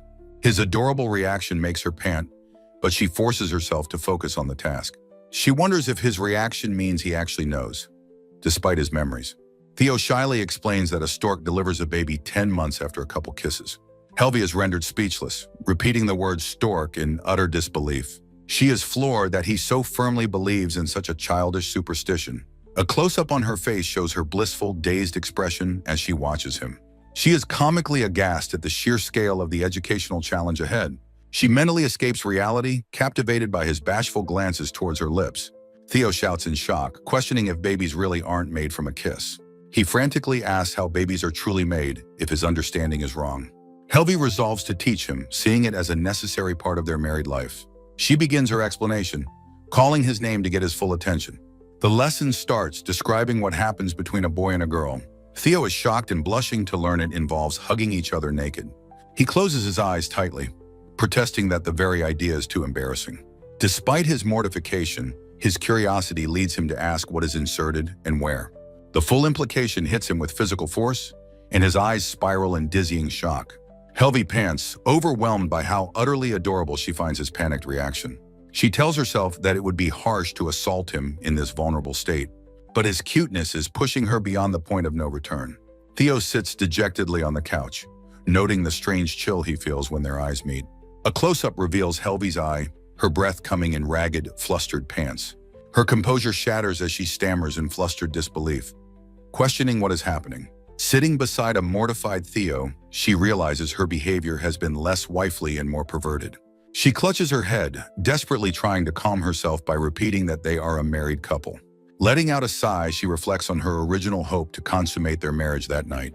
Observing Theo's still flustered state, she understands the situation is more complicated than she thought.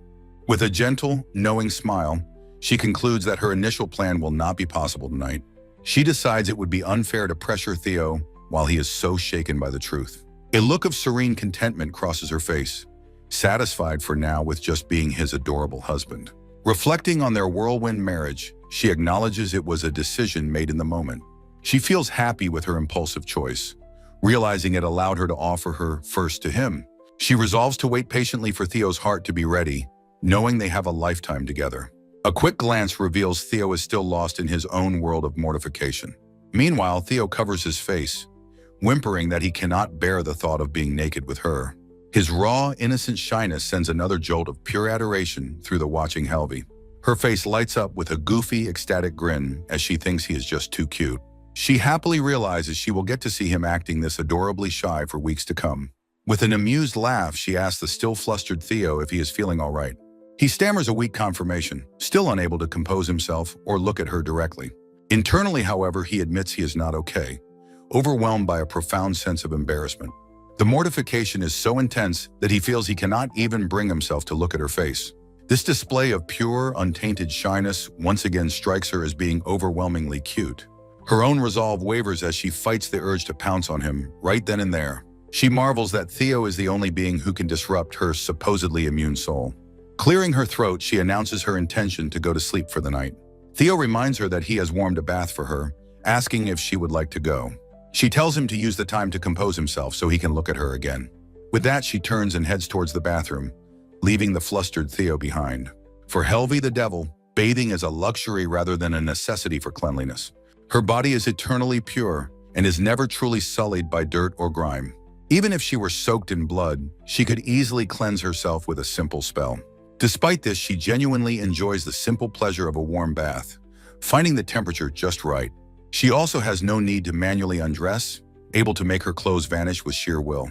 With a magical snap of her fingers, Helvi's elaborate dark robes vanish into thin air. Now completely nude, her impressive horns on full display, she stands ready for her bath. She gracefully dips a single toe into the steaming tub, testing the inviting warmth. Her slender legs enter the water, sending gentle ripples across the tub's surface. Closing her eyes in serene bliss, she fully immerses herself in the relaxing sensation. Sinking into the tub, she lets out a contented sigh, remarking on the wonderful heat. A pleasant thought occurs to her as she realizes she and Theo enjoy the same temperature. This small, shared preference feels like a sign of their growing chemistry between them. Overwhelmed by a wave of emotion, she covers her face with her wet hands. The simple connection is enough to make her feel like the happiest woman in the world. She happily fantasizes about bathing with Theo, deciding they would need a bigger tub. Theo panics, realizing Helvi is naked and that he must see her to make babies. Now in lingerie, she hopes her premeditated crime will make him more aware of her. She calls out to the still flustered Theo, who sits rigidly on the couch. Announcing she's finished, she tells him the bath was very nice, and he stammers his agreement. With a flustered look, he declares that he will now take his turn in the bath. A confident, sultry look on her face She watches his hasty retreat from the room. Mortified, he shouts his intention to go to the bath now, fleeing from her presence. Her superior demonic vision allows her to notice a crucial detail in that split second. As he turns, she catches the unmistakable and shocking evidence of his arousal. She watches him leave, her mind going completely blank from the sudden revelation. Now sitting on the couch, she is left speechless, trying to process what she saw. A silent, stunned, "What?"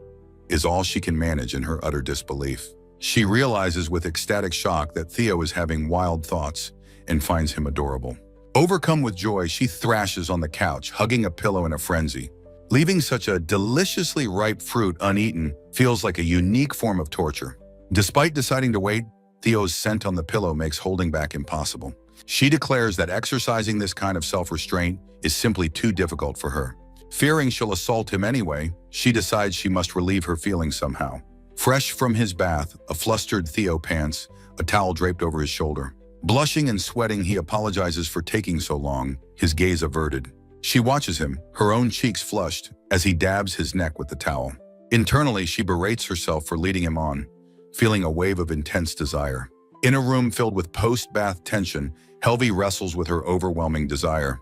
His complete obliviousness to her advances only makes him more irresistibly charming to her. The innocent charm that emanates from him is a powerful, unintended form of seduction.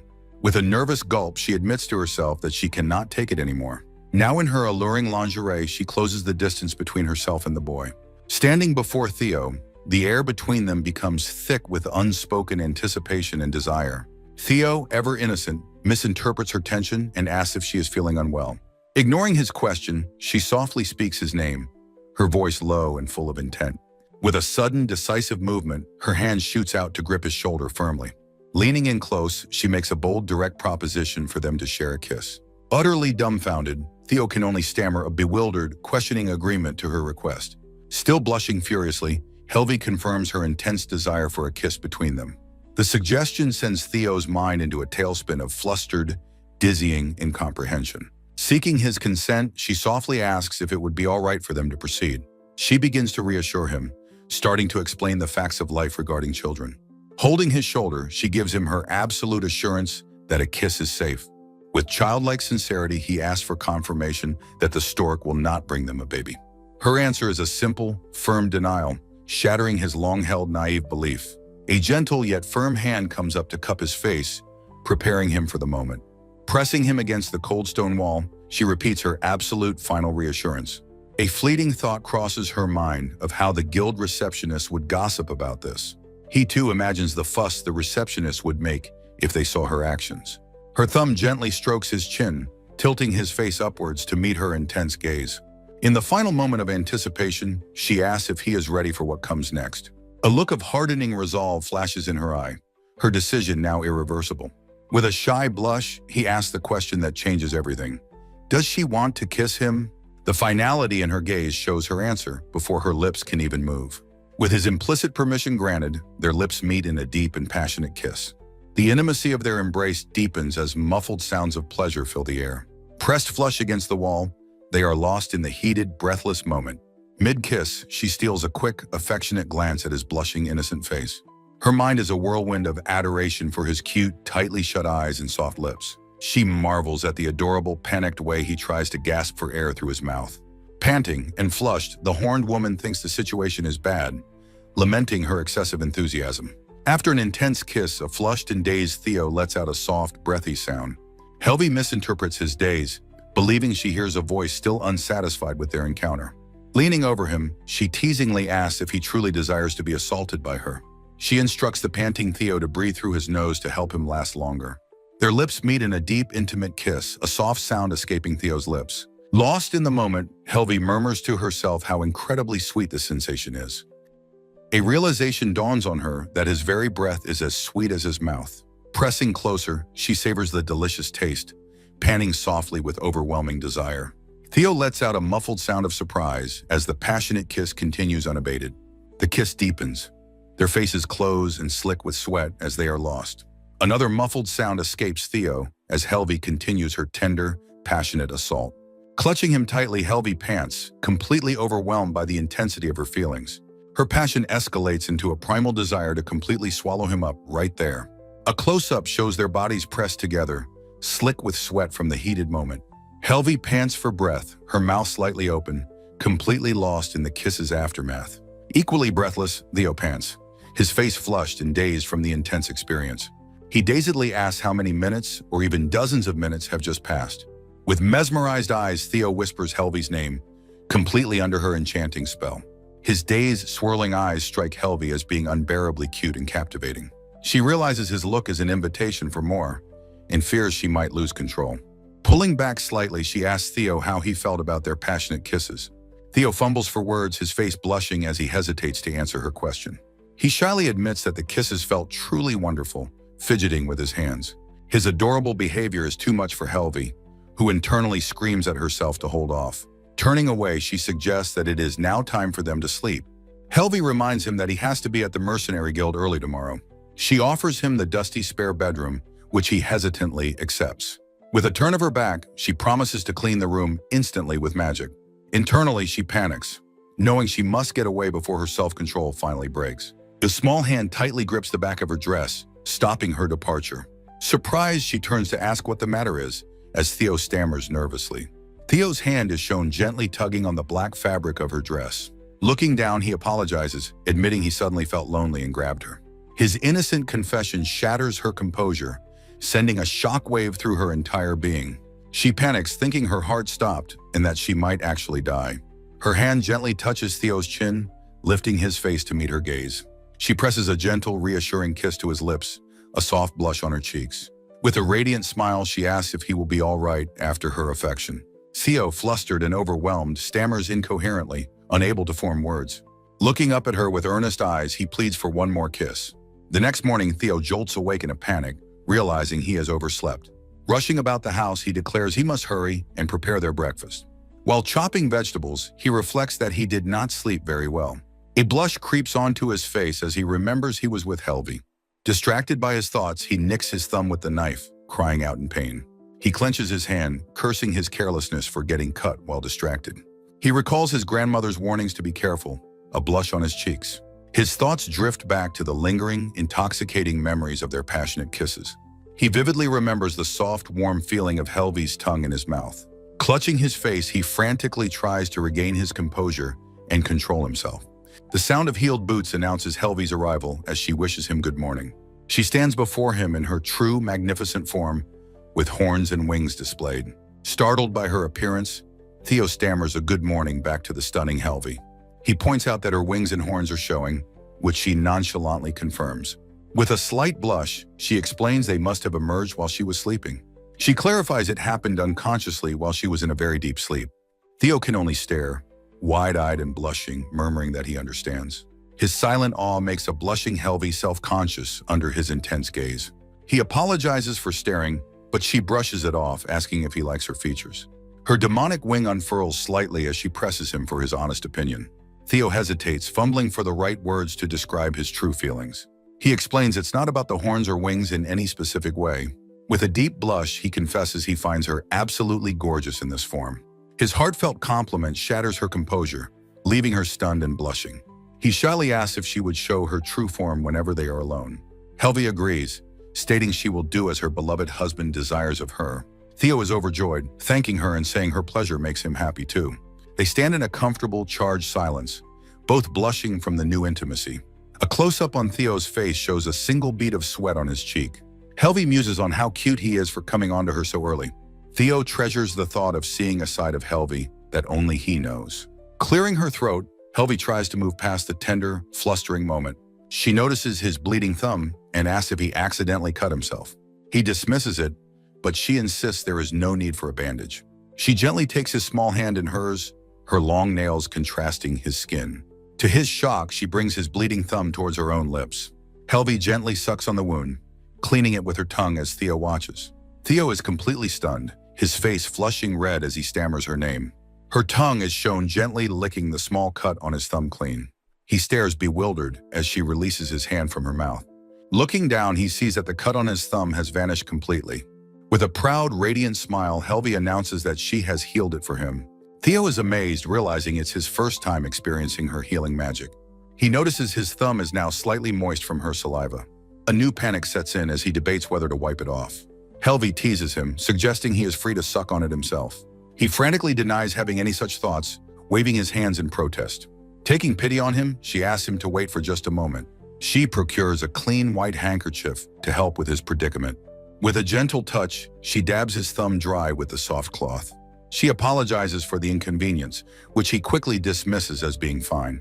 With a sly look, she requests a token of gratitude for the healing. Theo, flustered but intrigued, asks what she would like from him. She hesitates for a moment before stating her desire for a morning kiss. With a confident, blushing expression, she confirms that a kiss is her desire. Theo is completely floored, shouting in disbelief at her bold request for a kiss. Helvi simply confirms her wish with a soft, affirmative sound. She playfully asks if bending over would make it easier for him to reach. Leaning down, she invites her husband to give her a morning kiss. Overwhelmed and blushing, Theo can only manage a trembling, squeaked yes. Two faces, flushed with emotion, lean in close for an anticipated kiss. In his nervousness, the dark-haired man misses, planting a gentle peck on the horned woman's nose. Mortified, he covers his mouth, apologizing profusely for his clumsy attempt. The horned woman, Helvi, touches her nose, a dazed and happy blush spreading across her cheeks. Giggling softly, she reassures him it's fine, expressing her immense satisfaction with his gesture. Her face breaks into a radiant, genuinely happy smile as she offers her heartfelt thanks. Relieved and blushing, the man Theo beams, overjoyed to hear he pleased her. Suddenly, Helvi's bright expression fades, replaced by a look of utter dejection. Theo's eye widens in pure shock and confusion at her abrupt mood shift. In her mind, she imagines a perfect, passionate kiss between them. The fantasy continues with an intimate close-up of their lips meeting tenderly. Smiling to herself, she resolves that she wants their next kiss to be exactly like that. The next morning, Theo awakens from a hazy dream, murmuring the word husband. After breakfast, Helvi announces that it is time for them to head to the guild. He hesitates, calling out her name with a shy, uncertain look. She turns, asking what the matter is, her expression a mix of curiosity and fondness. With sudden resolve, he steps forward, closing the distance between them. He surprises her by initiating a deep, assertive kiss, his small wings fluttering. Her single visible eye flies wide with shock as he holds her close. After a moment, she pulls back slightly, both of them breathless and blushing. Anxiously, he asks for her honest opinion on how well he performed the kiss. She touches her lips, still completely flustered and reeling from the surprise attack. Internally, she is ecstatic, marveling at how cute he is and how he froze her up. She feels overjoyed that he prioritized her so much he didn't even think. Still blushing, Theo thinks to himself how quickly she attacked him back in return. Overwhelmed, he stammers that they should probably get going now. She calls his name and he turns to her, asking what she wants. He lets out a startled sound as she suddenly pulls him close. This time, it is she who initiates, pulling him into another passionate kiss. Their morning kiss session continues, making them late for their arrival at the guild. At the impressive guild building, a receptionist waits anxiously. The receptionist, Fiore, is dressed in her uniform, looking a bit flustered. She clasps her hands, offering a shy but warm good morning to the air. The couple, Theo and Helvi, finally arrive at the guild entrance. Theo beams, cheerfully greeting Fiore with a bright smile. Helvi, still blushing and shy, offers a more subdued greeting to Fiore. Fiore notes their tardiness, her mind connecting the dots with a knowing look. Professionally, Fiore mentions they have quite a few requests available for the day. She presents a book of available quests to the pair. As Theo examines the requests, Fiore initiates a silent conversation with Helvi. Fiore mentally asks Helvi if she can hear her thoughts, a sly smile on her face. Helvi remains silent for a moment, her eyes closed in concentration. Her eye opens as she confirms she can hear, a note explaining her mind-reading ability. Fiore gets straight to the point, asking telepathically how their first night went. With a knowing grin, she presses further, asking if they did it. Helvi plays dumb, asking what she could possibly be talking about. Fiore insists she knows what she means, admitting her curiosity kept her up all night. Blushing, Helvi bluntly informs her that they did not, in fact, do anything. Fiore is utterly shocked by this unexpected revelation. Helvi explains that she couldn't because Theo believes babies are made from kissing. Theo remarks on Helvi's purity, leaving Fiore to digest the absurdity of the situation. Fiore then asks if Helvi herself has the desire to be intimate with him. Helvi fiercely confirms her desire, proudly stating Fiore should admire her self-restraint. With a smug smile, she reveals that she and Theo did, however, kiss. The news sends Fiore into a spiral of flustered shock, her eyes swirling. Helvi beams, gushing that the kiss was incredible, and they were late from kissing all morning. A finger beckons Helvi closer, eager to share more juicy details. She asks what it is, feigning ignorance to her friend's intentions. Suddenly, a group of other receptionists surrounds them, eager for gossip. Fiore, looking guilty, apologizes profusely to Helvi. Helvi, annoyed, asks what she is apologizing for. With guilty eyes, Fiore confesses she told the others about their first night. Helvi glares, demanding to know what Fiore is saying. Fiore explains that her lateness and visit to Theo's house made everyone curious. Under pressure, she admits she accidentally leaked the first night detail. The other girls declare they've been itching to know what happened. Feeling the immense pressure, Helvi sighs and reluctantly agrees to talk. She tells Theo she's having a chat and will see him later. Theo wonders aloud what they could possibly want to ask her. Helvi is completely surrounded by the curious receptionists, looking wary. Fiore watches from the side, a triumphant, mischievous smile on her face. Later, Theo's face lights up as he sees Helvi returning. Exhausted but blushing, Helvi confirms she's back. She admits it was the first time she'd been cornered by weaker creatures. However, Theo's kind words and bright smile instantly melt her fatigue away. When asked, she deflects, calling it girl talk a man wouldn't want to hear. Internally, she knows she could never tell him the truth. She recalls how she told them every intimate detail of their night and morning. Walking away, she feels their strange, knowing gazes and tries to ignore them. She admits to herself that recalling everything has reawakened her desires. A dangerous thought crosses her mind, realizing it would be a problem. Theo notices her tense expression and innocently asks what is the matter. She quickly dismisses his concern, insisting it's nothing at all. Her inner thoughts scream, "Danger, danger!" as she fights her urges. She admits to herself she won't be able to settle down without kissing him. A compromise is reached. They will kiss for hours once they get home. Theo presents a quest paper to her, asking for her opinion. Helvi smiles, agreeing to take a look at the proposed job. She is surprised to see the request is for simple herb gathering. She boasts that even a ferocious monster would be a piece of cake for her. Theo confirms the request was made specifically for him, which surprises Fiore. Fiore explains that almost all herb gathering quests are delegated to Theo. She adds that many people are grateful for his careful gathering methods. The work is delicate, requiring both leaves and roots to be gathered cleanly. Because most mercenaries are muscleheads, Theo fills a unique and valuable niche. Helvi blushes, realizing this means a quest Theo can do is inherently safe. Fiore confirms it's safer than other requests, with no need to fight monsters. However, she points out he still needs to leave town, where monsters might appear. Theo explains he tries to avoid detection and can flee from weak monsters. Helvi listens thoughtfully, a new plan forming in her mind. With a gentle, blushing smile, Helvi promises Theo he won't need to run from monsters anymore. Theo's face lights up with pure, starstruck joy as he enthusiastically agrees. He then shyly asks his wife, Helvi, if she will accompany him on the quest. Helvi reaches out, touching the leaf-like antenna on Theo's head and confirming she will. While stroking his hair, she lovingly reminds him that she is, after all, his wife. The word wife echoes in Theo's mind, his eye wide with profound emotion. Overwhelmed and blushing, Theo bows his head and offers her his heartfelt thanks. A slightly flustered Helvi tries to ignore the three giggling receptionists watching their display. Fiore, the head receptionist, complains of getting heartburn from the couple's sweetness. She asks if she can officially register their acceptance of the herb gathering request. Theo beams, enthusiastically thanking her and confirming their decision. Fiore wishes Helvi a safe trip as well, her expression one of polite professionalism. Helvi firmly grips Theo's hand, telling the receptionist not to worry about him. With a confident fanged smile, she declares that she is the most powerful being. The receptionists continue their gossip, noting the couple's chemistry and Helvi's attractiveness. The scene transitions to a quiet, sunlit forest, peaceful and calm. Suddenly, a piercing scream shatters the tranquility of the woods. Helvi, now in her true horn form, intercepts the threat with blurring speed. She effortlessly slices a lunging goblin-like monster clean in two. A relieved and slightly startled Theo thanks her for the swift intervention. Helvi smiles confidently, dismissing the weak monster as easy prey. Her thoughts, however, turn to the weak monster she just dispatched. She considers the grave danger it could have posed to Theo if he were alone. A fierce, protective vow forms in her mind to never let him be harmed. Theo wonders aloud why they are encountering so many monsters in the area. He notes that the location was chosen specifically for its low encounter rate. Helvi explains that she is, in a way, the reason for the sudden influx. Her defeat of the legendary Chimera has allowed lesser monsters to return to the territory. She tells Theo it will take a little longer to clear out all the monsters. An apologetic Theo wishes he had picked a more bountiful spot for them. Touched by his concern, Helvi tells him there is no need to apologize. He explains that it's his first time gathering herbs with someone, and it's fun.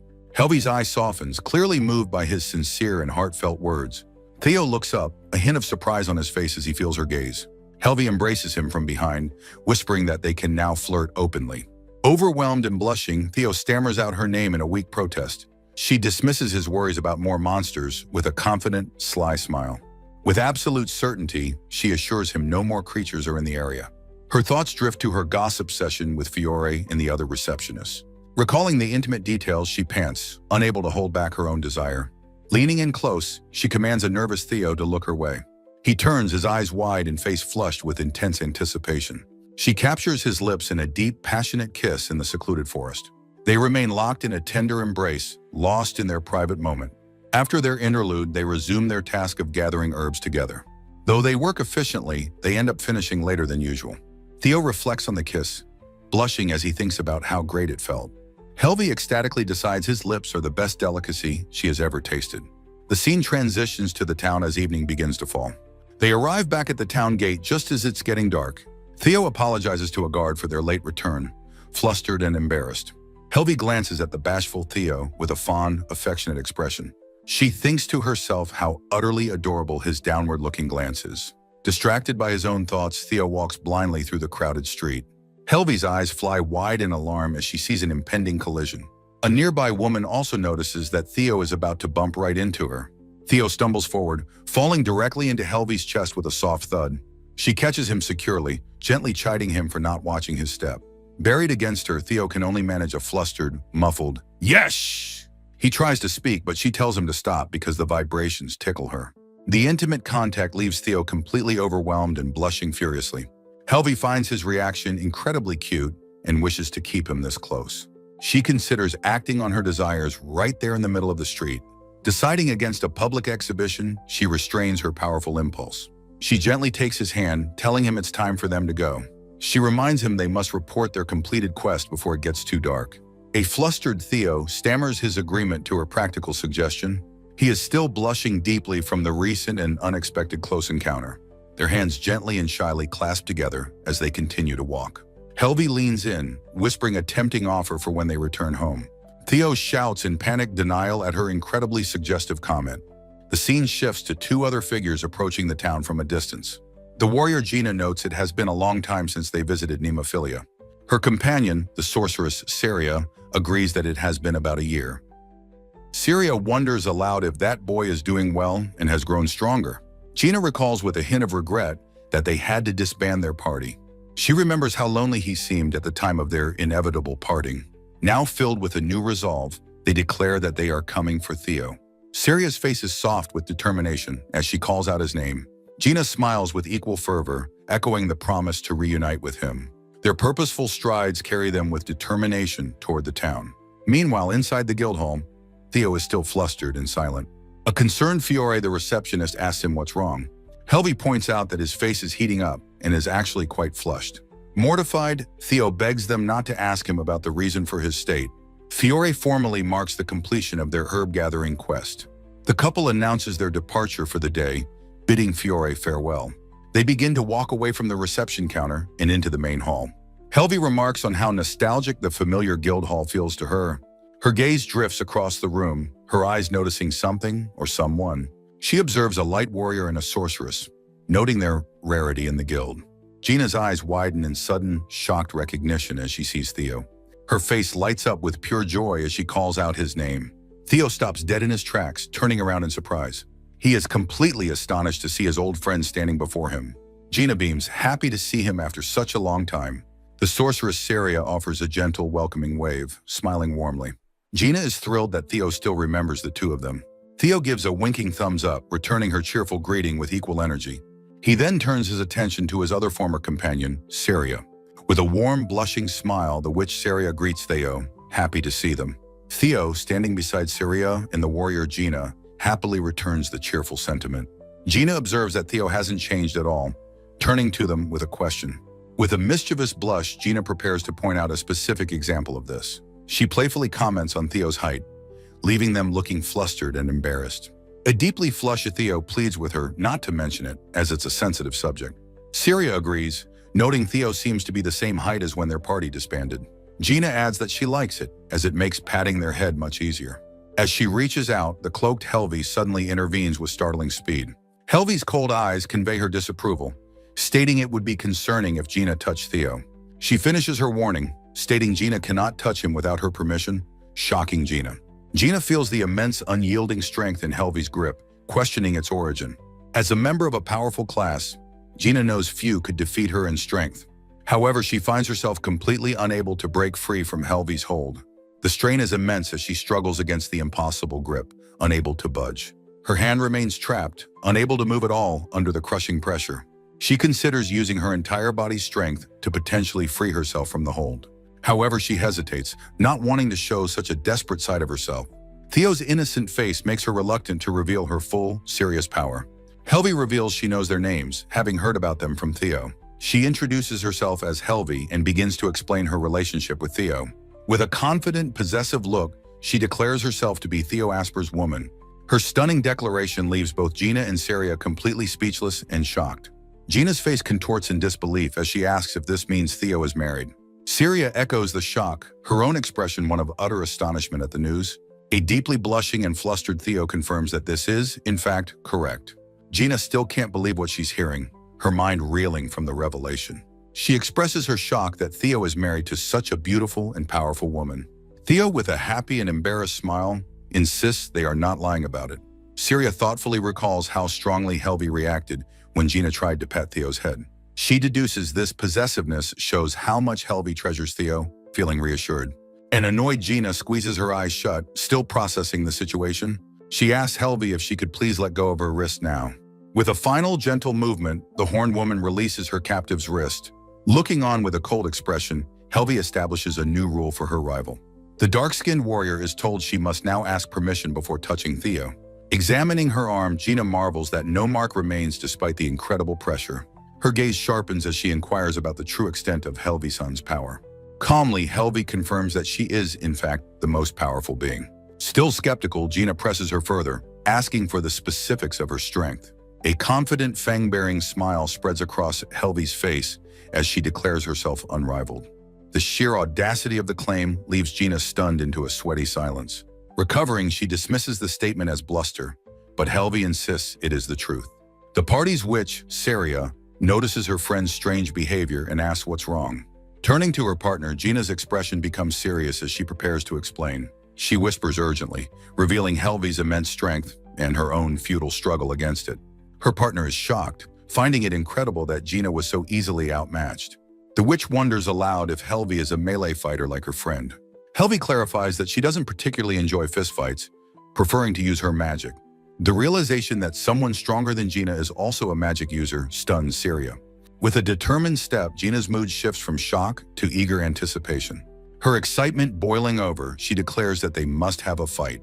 Helvi looks on, completely bewildered and unimpressed by the sudden, aggressive challenge. Gina eagerly explains that she simply loves to fight.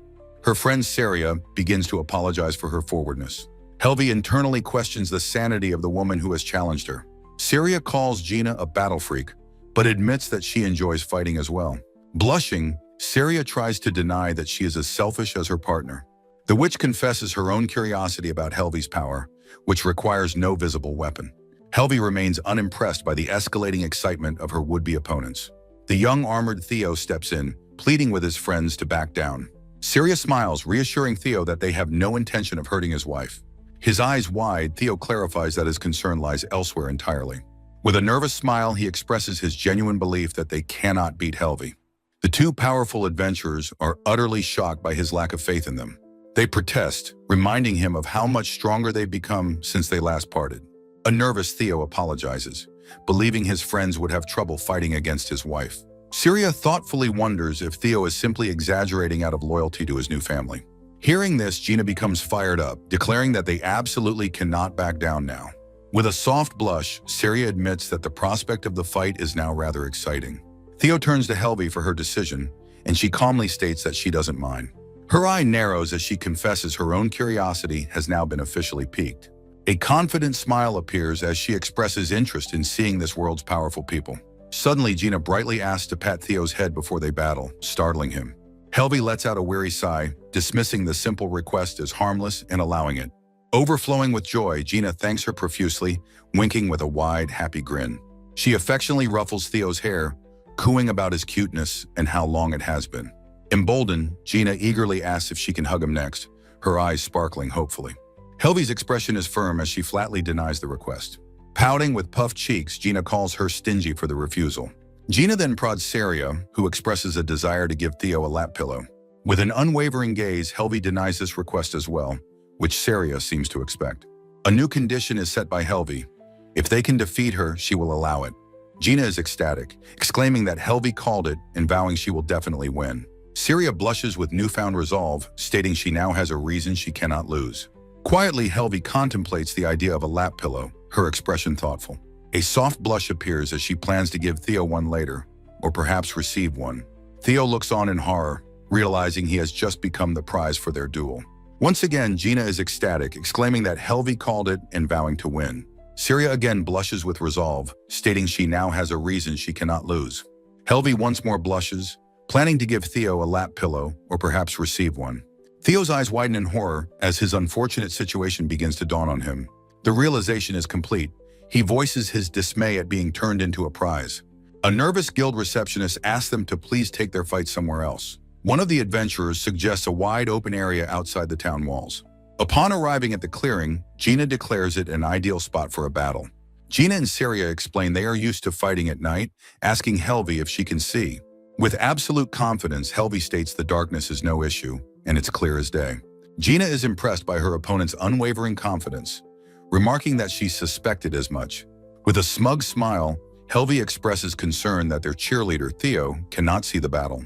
With a sharp snap of her elegant, claw-tipped fingers, Helvi initiates a powerful spell.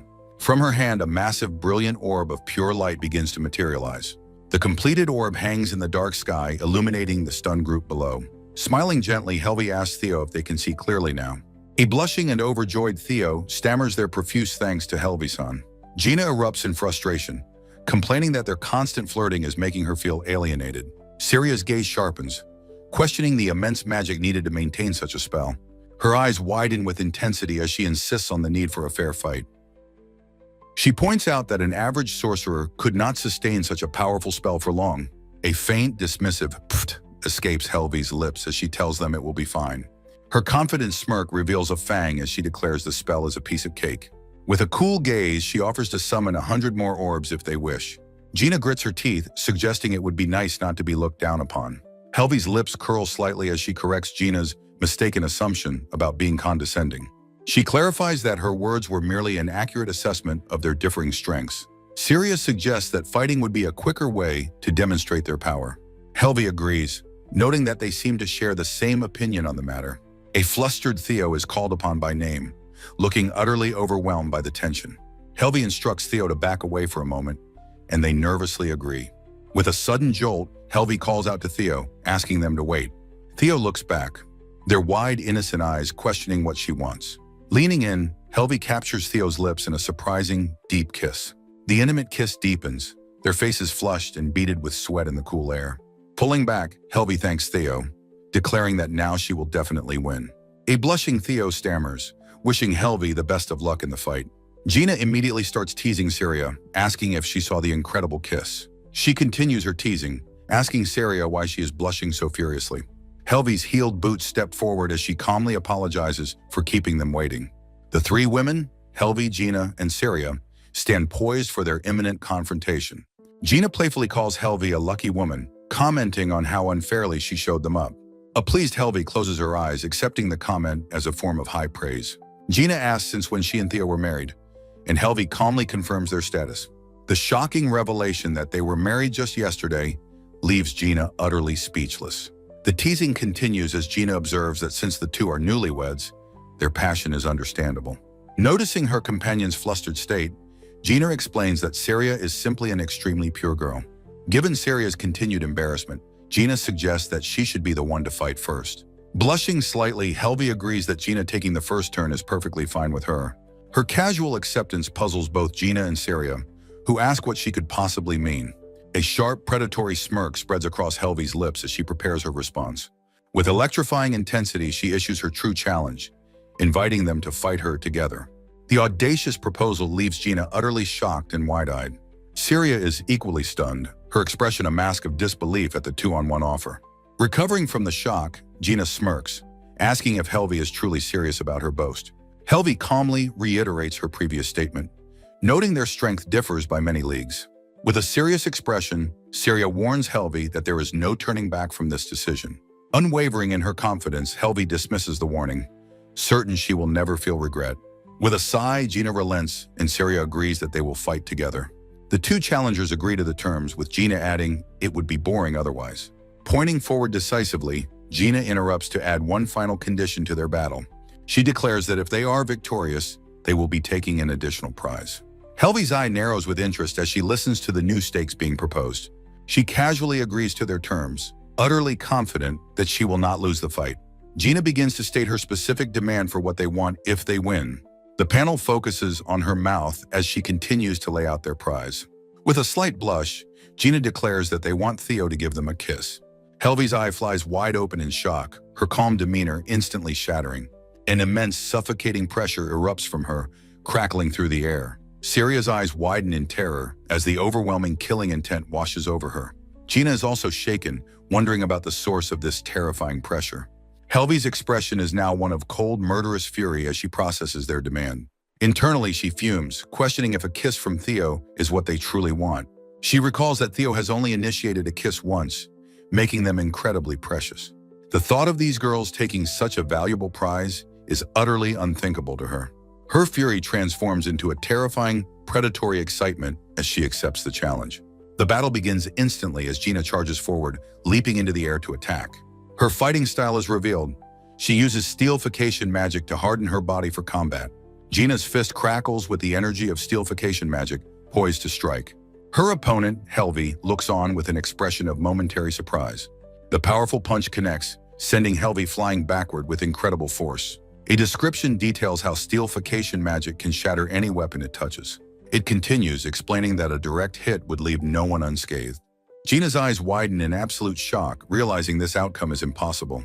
In an instant, Helvi has effortlessly caught the unstoppable punch with a single hand. Completely dumbfounded, Gina questions if she is being kidded. She stumbles back, amazed that her perfect strike didn't even make Helvi flinch. The warrior reflects that this feels far beyond any monster she has ever fought. Helvi calmly remarks that Gina is stronger than she had initially thought. Gina is astounded that her opponent can speak so casually without even stuttering. Her other fist lunges forward as she questions Helvi's nonchalant words. A close-up shows Helvi's eye widening as she perceives the second attack.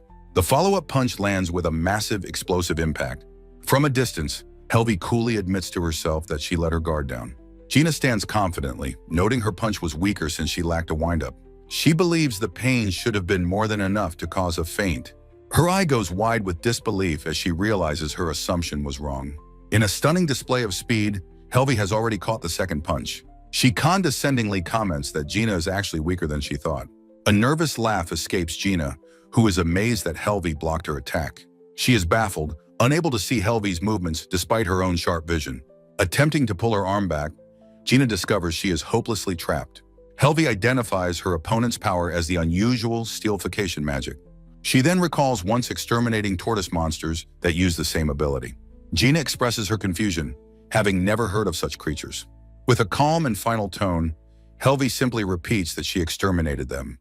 The narrative defines extermination as destroying something without leaving any remains. Her thoughts drift to the mountain-sized monsters whose destruction she found entertaining.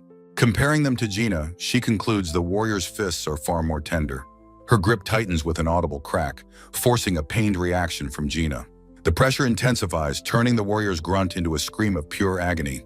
In an extreme close-up, a character's face contorts in pain, letting out a powerful, guttural scream. An immense force slams down upon the battlefield with a deafening crash. Looking down at her opponent, Helvi remarks that they've only just begun. Her challenger, Gina, begs her to wait, shocked to be forced to her knees. With her hand caught in an unbreakable grip, Gina questions this impossible strength. Bent over in agony, Gina can only manage to whisper Helvi's name. Her composure finally shatters as she wails for her companion, Syria, to help her. Hearing the desperate cry, Helvi looks up with a comically confused expression. A pair of black shod feet steps into the frame as a calm voice answers the call. The witch Saria appears, announcing she will help while gripping her staff with determination. With a sharp, predatory smile, Saria warns that her assistance will hurt a bit. A title card announces the outcome of the match as Gina continues to scream for Saria. Helvi looks on with a questioning, huh? Zerenya, her face a mask of bemused confusion. Her companion's feet land on the grass as a voice casually agrees to provide aid. Saria promises her help will be painful, while Gina desperately begs her to hurry. With a determined grip, Saria's hands tighten around her staff, gathering immense power. Leaping into the air, she unleashes a powerful vortex of swirling magical energy. As the spell envelops them, Helvi identifies the swirling vortex as wind magic. Her eye widens slightly, registering the scale of the incoming magical attack. To brace herself, Helvi is forced to release her crushing grip on Gina's hand. Freed from the hold, Gina looks up in confusion, only to be caught in the spell. The warrior's eyes widen in surprise as her rescue proves to be just as dangerous. The wind magic lashes around her body like razors, causing her to cry out in pain. Battered and disheveled, Gina angrily tells Saria to take it easy on her. Saria points out that she did free Gina, so a little gratitude would be appreciated. Gina reflects on how Saria's wind magic effortlessly cut through her ultimate defense. Helvi lets out a thoughtful sound, standing completely unscathed by the powerful attack. Alongside Theo, she expresses her relief that her clothes were not cut by the spell. The thought of being exposed in front of Theo fills Gina with horrified embarrassment. Flustered, Theo insists he would have looked away, so it would have been fine. With an intense, possessive look, Helvi declares she never wants Theo's eyes off her. Theo blushes furiously, completely flustered by Helvi's sudden, intimate declaration. Helvi confidently accepts Theo's stammered promise to do his best to keep watching her. Her gaze narrows as she turns her attention back towards her two challengers. Saria and Gina fume, annoyed that the couple is flirting in the middle of a battle. Helvi offers a disingenuous apology for the interruption, her smile wide and amused. She explains that their sweet interaction has put her in a wonderful mood. With a smug chuckle, she adds that she now feels good enough not to kill them. Saria can only let out a frustrated in response to Helvi's condescending tone. A weary Gina tells Saria to please take over the fight from here. The warrior steps back from the fight, leaving the witch to face Helvi alone. Saria's hands grip her staff tightly, preparing to cast her next, more powerful spell. Dark, potent energy swirls around her as she closes her eyes in deep concentration. She worries about her low mana, noting she'd usually have Gina buy her more time. Saria challenges Helvi, asking if she will wait while she casts her strongest spell. Helvi agrees readily, stating she feels wonderful and is happy to wait for the attack. Her easy acceptance surprises Saria, though she admits she had suspected it. Angered by the casual condescension, Saria vows to defeat Helvi in one decisive shot. Helvi knows this difficult, mana-intensive spell is Saria's most powerful attack. She coolly deduces that since it wouldn't harm Gina, this spell won't kill her either. Gina tells Saria to proceed with her attack, confident that it will be fine. With a grin, she expresses her complete faith that Helvi cannot die from this spell. A close-up on Saria's determined mouth shows her preparing to unleash her power. Her hands are steady on her staff as she channels the immense magical energy.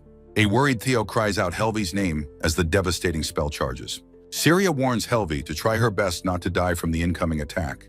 A sphere of crackling dark energy forms at the tip of Saria's staff.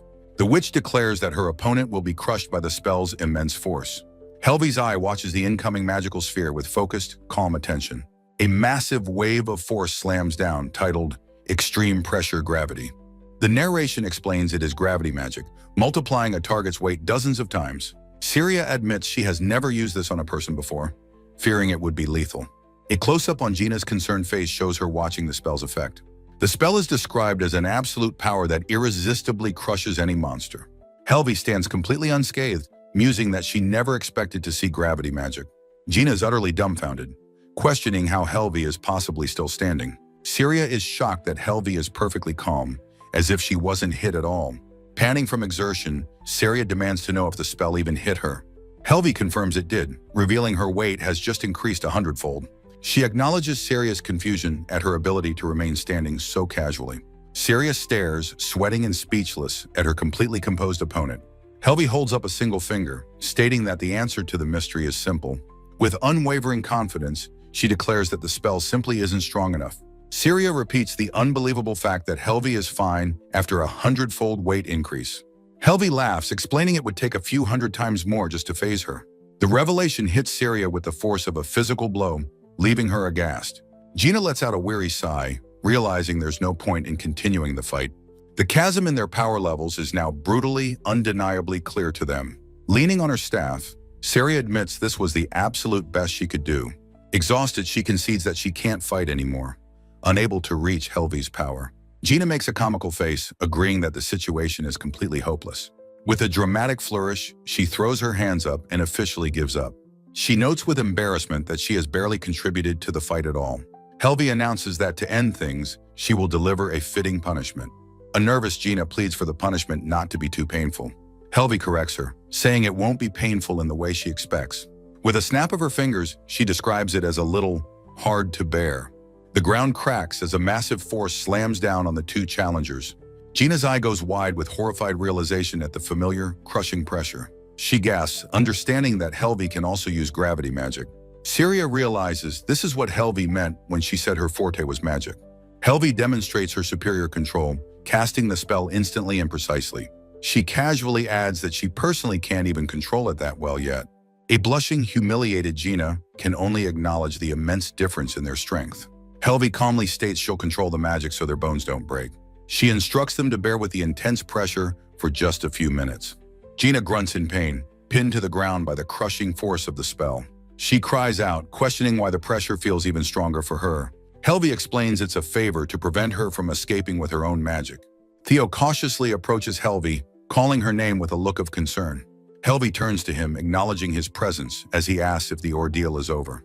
The witch Saria, leaning on her staff, declares her victory but pleads for help, having exhausted her magic. Her companion Gina confidently believes the kind-hearted Theo will surely come to her aid instead. An utterly bewildered Theo stammers, completely unsure of how to react to their conflicting pleas. Lying on the ground, Gina is shocked when Helvi's voice tells her to bear it a bit longer. A blushing Theo explains this is their punishment for picking a fight with his wife. Saria is completely shocked by this, her face flushing with surprise and a hint of embarrassment. Gina lets out a horrified shriek, finally understanding that this is their punishment for the battle. With his back to the viewer, Theo tentatively begins to ask a question of Helvi. He turns, asking Helvi if she might consider taking it a little easier on his friends. Ignoring his plea, Helvi leans in and captures a completely stunned Gina's lips in a kiss. A narrative note explains that Helvi, more assertive after the fight, kissed Gina for several minutes. All the while, the gravity spell continues to pin Saria and Gina to the ground in agony. A flustered Theo yells at Helvi, begging her to control herself and stop kissing his friend. The three women simply watch his outburst, thinking he looks adorable even when he's angry.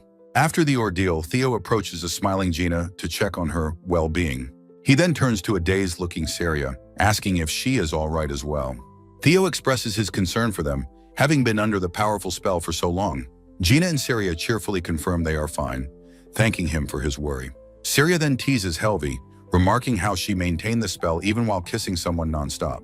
Helvi coolly dismisses the feat as a piece of cake, leaving Saria speechless. Saria's curiosity gets the better of her, and she asks Helvi who she really is. She explains that despite their appearance, she and Gina are powerful enough to guard nobles. In fact, their strength has earned them fame and many personal requests from the royal capital. A blushing Helvi simply reiterates that she is Theo's wife, a fact Gina finds unhelpful. Gina presses the issue, stating that being his wife doesn't explain her incredible strength. Helvi's gaze turns sharp as she repeats her other standard answer. She is the most powerful.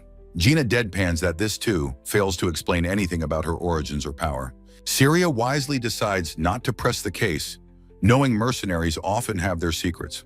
The tense interrogation is suddenly broken by Gina, who loudly declares that she is hungry. Seizing the opportunity, a cheerful Theo offers to treat them all to a meal at his house. Gina is thrilled by the offer, eagerly accepting with a wide, happy grin. She erupts in a joyful, "Woohoo!" Zarinya excited for the meal. With a happy laugh, Gina gushes that Theo's cooking is the absolute best. Saria agrees, playfully suggesting that the two of them might eat everything Theo prepares. The two women turn to Helvi, who seems to be considering the new challenge. Helvi lets out a soft "oh," her expression turning into a confident, knowing smirk. Saria explains that as mercenaries, they eat far more than the average person. She wonders if perhaps an eating contest is the one way they can finally defeat Helvi. With a slight smirk, Helvi accepts their challenge with a quiet, "Very well."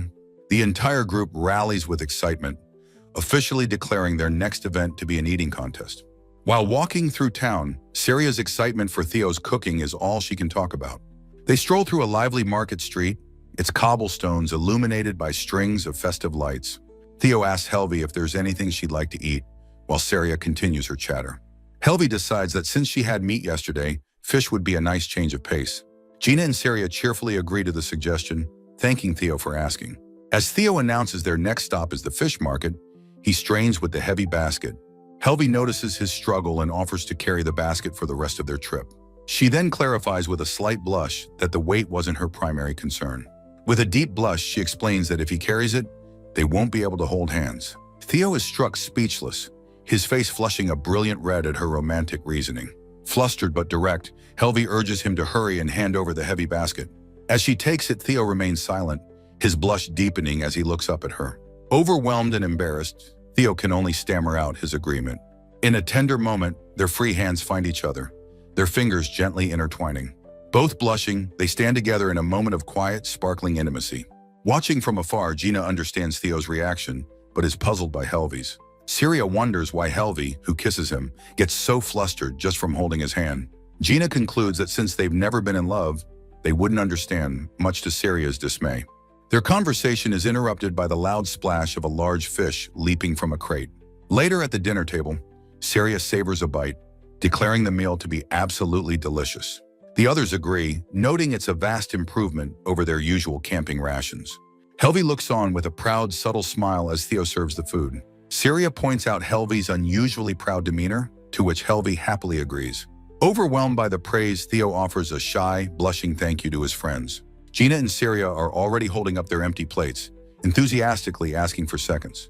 Theo happily agrees to serve them more, also asking if Helvi would like another helping. Helvi's eyes widen with eager anticipation at the offer of more food. Saria playfully warns Helvi that if she doesn't hurry, they'll eat everything Theo cooked. With a determined glint in her eye, Helvi declares she wants seconds more than anyone. Theo, happily flustered, tells everyone not to stuff themselves as he brings out more dishes. And so the eating contest officially begins, with the girls digging in with gusto. Helvi stares down a massive bowl of food, contemplating the inevitable outcome of the contest. In the aftermath, Gina and Saria are sprawled on the couch, groaning that they've lost again. A perfectly composed Helvi daintily wipes her mouth, declaring the meal was delicious. Theo marvels at how much she was able to eat, wondering if she had enough yesterday. Leaning in, Helvi whispers that as the devil, she doesn't experience hunger or fullness. She continues her hushed explanation, revealing that most human necessities are irrelevant to her. However, she can discern taste, and she finds Theo's cooking to be exceptionally delicious. The moment becomes even more intimate as she leans closer to his face. She presses a gentle kiss to his cheek, calling it a wonderful feast. Theo is completely overwhelmed by the gesture, his face erupting in a bright red blush. Sometime later, after the excitement has died down, the group is relaxing. Gina lets out a sigh, feeling she's finally calmed down a bit after the huge meal. In the main room, Gina and Saria are on the couch, while Theo and Helvi are nearby. Helvi remarks on how much they look like a couple, which Theo happily confirms. Gina is surprised to learn that Theo, whom she always saw as a little brother, got married. She reminisces about a year ago, when Theo first joined their two-person party. Saria adds that they couldn't stand to watch him get rejected by every other adventuring party. Despite being useless in battle, he was perfect at everything else, from cooking to healing. Gina dramatically laments that her life's plans have now been completely upended. She reveals her original plan was to bring Theo to the royal capital to live with them. She envisioned a paradise where he would handle all the chores and cook for them every day. However, she sighs they had no idea at the time that he already had a fiancé. Saria's expression turns thoughtful as she recalls another aspect of their time together. She muses that Theo never seemed to see either of them as women, a thought Gina dislikes. Saria admits she'd rather not be reminded of that particular part of their past. She recounts how, as they grew more intimate, they eventually started sharing a tent. A flashback shows the two women in their sleepwear, sitting on either side of an oblivious Theo. A shared thought bubble reveals both women were secretly hoping he would assault them. Gina even admits she was considering taking matters into her own hands and initiating it herself. A hand urgently grabs another's arm, pulling them forward and inviting Saria to join them. In a bed, a sleepy Theo yawns while reading a book, responding when their name is called. A close-up reveals a woman's flushed, determined eye as she struggles with her emotions. Gina, blushing and sweating, admits she can't bear the tension any longer, as Saria looks on. The woman's intense gaze is shown again, her thoughts revealing she also cannot endure it. While Theo reads peacefully, His two companions confess they can no longer stand the situation. Gina frantically clarifies that she didn't mean she couldn't bear her fatigue, as Saria looks equally mortified. They laugh it off, admitting they were just incredibly depressed, wondering if they lacked any romantic appeal. The memory continues, showing a heartbreaking farewell as they had to leave Theo for a dangerous quest. After a long time without requests, they finally manage to return, but things have changed. Saria feels a sense of relief, observing that Theo seems truly happy with his new companion. Gina agrees, stating she can now completely understand why Theo and Helvi are in love. With an intense stare, Saria processes this new dynamic between the two of them. Saria mischievously wonders aloud if the newlyweds have consummated their marriage, shocking Gina. A flustered and sweating Gina feigns ignorance, asking what Saria could possibly mean. Leaning in with a sharp-toothed grin, Saria insists that Gina knows exactly what she means. Gina tries to deflect with a nervous smile, claiming she has no idea what Saria is implying. With puffed cheeks, Saria reasons that the assertive Helvi is a carnivore and must have acted. Gina blushes, recalling they just got married yesterday and realizing the implications for their first night. Their imaginations conjure a passionate scene, becoming convinced the couple's first night was eventful. Saria triumphantly declares they must have done it, while Gina unconvincingly feigns ignorance. An oblivious Theo cheerfully interrupts, asking how long his friends will be staying in town. Saria, flustered but recovering, says they'll be around for about a month if nothing urgent comes up. Wiping sweat from her brow, Saria sighs in relief, glad she didn't let her thoughts slip. Theo's face lights up, suggesting they take on an enjoyable quest together for old time's sake. Asking if they are sure, Theo seeks confirmation about joining her on a journey. Gina winks confidently, saying of course they are, and turning to Saria for backup. Saria smiles warmly, agreeing that she would love to go on a journey with Theo again. Overcome with pure joy, Theo's eyes sparkle with excitement at the happy prospect. While doing chores, Theo asks Helvi if she will be coming with them on the quest. Gina enthusiastically encourages Helvi to join, insisting it will be fun with her around. Saria adds that if Theo is going, she most certainly will be there too. Helvi worries internally, knowing they will pester her with questions about their first night. Despite her reservations, a determined look crosses Helvi's face as she considers the alternative. Theo is lost in a state of pure bliss, vowing not to let this joyful feeling fade. Helvi concludes that going on a journey with Theo is worth any amount of troublesome questions. With the decision made, the four of them accept a quest that requires a sleepover. The next morning, Saria's boisterous greeting echoes as the group prepares to meet. The party gathers, with Theo and Saria exchanging cheerful good mornings while Helvi is quieter. Saria immediately gets in the couple's faces, asking with a huge grin if they had fun last night. Theo is completely bewildered, while Gina whispers to Saria, reminding her of their promise. A flashback begins, showing Gina reminding Saria that they had promised not to talk about it. The flashback shows them returning to their inn after having dinner at Theo's house. In their room, they gushed over how adorable the couple was and discussed Helvi's power. Their imaginations ran wild, picturing a passionate scene between the newlyweds, convinced something happened. Back in the present, Saria admits she always wanted to ask such a cheeky question, as Gina begs her to stop. Theo, still confused, asks Helvi what Saria means by her suggestive comment. Saria gives Helvi a knowing glance, certain that she understands the implication perfectly.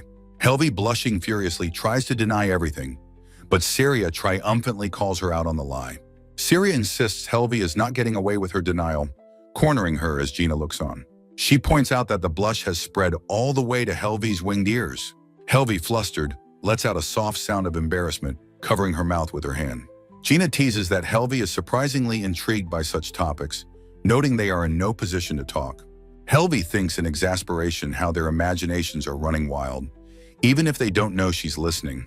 A flashback reveals Helvi's true thoughts. After witnessing her friend's wild fantasies about her and Theo, she got so excited that she spontaneously kissed Theo right after they left. Gina grabs Helvi's hand, pulling her away from the group for a private talk. Saria also takes Helvi's other arm, ready for their interrogation. They tell a surprised Theo they're borrowing Helvi and ask him to go secure a quest. As they lead Helvi away, Theo is left behind, feeling a sense of déjà vu. He muses that it feels like this exact sort of thing happened yesterday as well. At the guild, Theo looks for a quest that involves an overnight stay. He informs the receptionist Fiore that all four of them will be participating in the quest. Fiore remarks that with such a powerful party, they will be safe no matter what happens. She notes that they haven't had many overnight requests lately, putting a hand to her chin in thought. Fiore turns to look through the available requests, asking Theo to give her a moment. She explains that most overnight quests were designated for Gina and Syria when they were still around. Fiore adds that back then, Theo always gave off the impression of just being an assistant. Suddenly, she finds a suitable, albeit very old request, much to Theo's relief. Theo sighs with relief, glad they found something appropriate for the group. However, as Fiore reads the details, her expression becomes hesitant and troubled. She awkwardly points out that there's a small issue with the request, making Theo nervous. Theo, now concerned, asks her what the matter is with the quest she found. Fiore looks down, blushing slightly as she seems unsure how to explain the situation. She quickly dismisses his concern, waving her hands and insisting that it's nothing to worry about. Fiore confirms the quest will involve a 1 or 2 night stay and asks if that's acceptable. With the details settled, Fiore agrees to process the request for them. Theo looks around, wondering where the other 3 have gone, as they are nowhere to be seen. The realization hits Theo with horrified certainty. Gina and Syria took Helvi to interrogate her. Elsewhere, Syria is comically shocked, demanding to know if it's true they haven't done it yet. Helvi, annoyed, tells her to quiet down and that her face is too close. Gina laughs, admitting she thought it was strange how flushed Helvi got just from holding hands. Helvi tells her to shut up, though Gina points out it makes sense now. Blushing deeply, Helvi explains it's only their second day married and that it will happen eventually. She states confidently that she will be with Theo from now on and will have plenty of chances. A small, knowing smile plays on Helvi's lips as she considers the future. Syria laughs, revealing that Theo is so innocent he once believed storks deliver babies. Gina smiles fondly, agreeing that it sounds just like the adorable Theo they know. Gina points out that unlike Theo, Helvi is certainly not ignorant about such matters. She presses further, asking if Helvi has the desire to be intimate with him. Helvi, with a sultry blush, admits that she won't deny her desires. Her friends tease her, saying it must be painful to hold back since Theo is so adorable. Helvi lets out a soft, knowing chuckle, enduring their playful jabs with confidence. The girls' imaginations run wild, comparing Theo to a ripe fruit and lamenting the torture of not being able to eat him. Syria asks Helvi not to hurt Theo, to which Helvi seems confused. Helvi laughs, confidently stating she's surprisingly skilled at manipulating her powers and would never harm Theo. Syria remarks that from experience, she knows Helvi is on the wrong track with her thinking. Helvi, satisfied with the conversation, turns to leave, eager to get back to Theo. She arrives just as Theo has secured the quest for a rare herb. The quest requires them to harvest 2 kinds of rare herbs from the summits of the distant Twin Peaks. At the Mercenary Guild, Gina happily declares that the new herb-gathering quest is a job that absolutely requires Theo's unmatched skills. A close-up shows a hand gently patting the head of the young, armored adventurer. Both Gina and the witch Syria affectionately stroke Theo's head, who meekly offers his thanks for their praise. Helvi points out to her companions that they were already patting him before they even asked for permission. The 2 adventurers offer flustered apologies for forgetting their manners, while the receptionist Fiore stares on, exasperated. A close-up on Fiore's face reveals her own secret desire. She, too, wishes she could stroke him. Helvi casually tells Fiore that she is also free to join in, sending the receptionist into a state of spiraling shock. Leaning in, Helvi cryptically explains that all of them share a special connection to Theo, which only deepens Fiore's blush. Fiore realizes with dawning horror that Helvi has been reading her mind for some time now, and pleads with her to stop. Mortified, Fiore insists she hasn't been thinking of anything strange, while Helvi seems completely unconcerned by her panic. Helvi pauses thoughtfully, considering a question that has just been raised in their silent, telepathic exchange. Fiore, blushing and flustered, touches her chin, clearly bothered by something that has been left unsaid. To prove her point, Helvi reveals to Fiore that she and Theo shared a passionate kiss that very morning. Overwhelmed with embarrassment, Fiore covers her face with her hands, admitting she certainly felt bothered by that knowledge. Their conversation is interrupted as the guild clerk lays out a map, beginning to explain the quest's dangers at the Twin Peaks. He reveals that the right peak is home to a group of ruthless bandits who attack anyone they encounter. The adventuring party expresses their surprise, having been unaware of the bandits' presence in the area. The clerk explains that the request only came out about half a year ago, after Gina and Syria had already left. Helvi dismisses the bandits with a confident smile, stating that with her there, they are not a problem. The others agree, musing that with Helvi's overwhelming power, their own presence probably isn't even necessary. Pointing to the map, Helvi explains that the real problem lies not with the bandits, but on the left summit. She reveals that rumors claim demons reside there, a statement that leaves the armored Theo in a state of shock. Upon hearing the word, Theo instinctively glances towards Helvi, his eyes wide with unspoken knowledge and concern. Helvi maintains a cool, unreadable expression, her gaze fixed forward as the group processes the new information. The adventurers discuss the rumor, with Saria and Gina wondering if demons is just a figure of speech for something fearsome. Theo silently mulls over the word demons, remembering that rumors of other legendary creatures are common. He recalls an old legend about demons having eradicated all the world's monsters, a story he never truly believed. Up until now, he had always assumed that demons were just beings that appeared in fantasy stories. However, Theo knows the truth. Demons do exist, and he reveals internally that his wife Helvi is one of them. He remembers the previous day when Helvi, alone with him, revealed her true, magnificent form with horns and wings. The memory of what happened next, an incredibly intimate and passionate moment, overwhelms him. Blushing furiously, Theo forcefully pushes the embarrassing thought away, shouting, "Never mind," to himself. He considers that while people use the word demonic as a metaphor, the rumor about the mountain could be different. He wonders with a hint of fear if the demon on the mountain could possibly be as powerful as Helvi. Unbeknownst to him, Helvi is reading his every thought, pondering his internal questions with a pensive expression. She reflects on her long life, noting that she has never encountered another true demon besides herself. With a confident smirk, she concludes that even if this one is real, it doesn't matter, as she is the most powerful being. Theo looks up at her, his expression filled with a mixture of awe and nervous trust in her abilities. With a soft, deliberate motion, Helvi's gloved hand reaches out towards her concerned husband. She gently cups his chin, making a solemn, heartfelt vow that she will not allow him to suffer a single scratch. Overwhelmed by her powerful promise, Theo blushes as she follows up the gesture with a gentle pat on his head. Helvi offers a warm, reassuring smile, her deep affection for him evident in her eyes. The tender gesture leaves Theo completely stunned and flustered, his eyes wide with a mixture of shock and delight. Nearby, Fiore realizes with a jolt of panic that Helvi is once again inside her mind.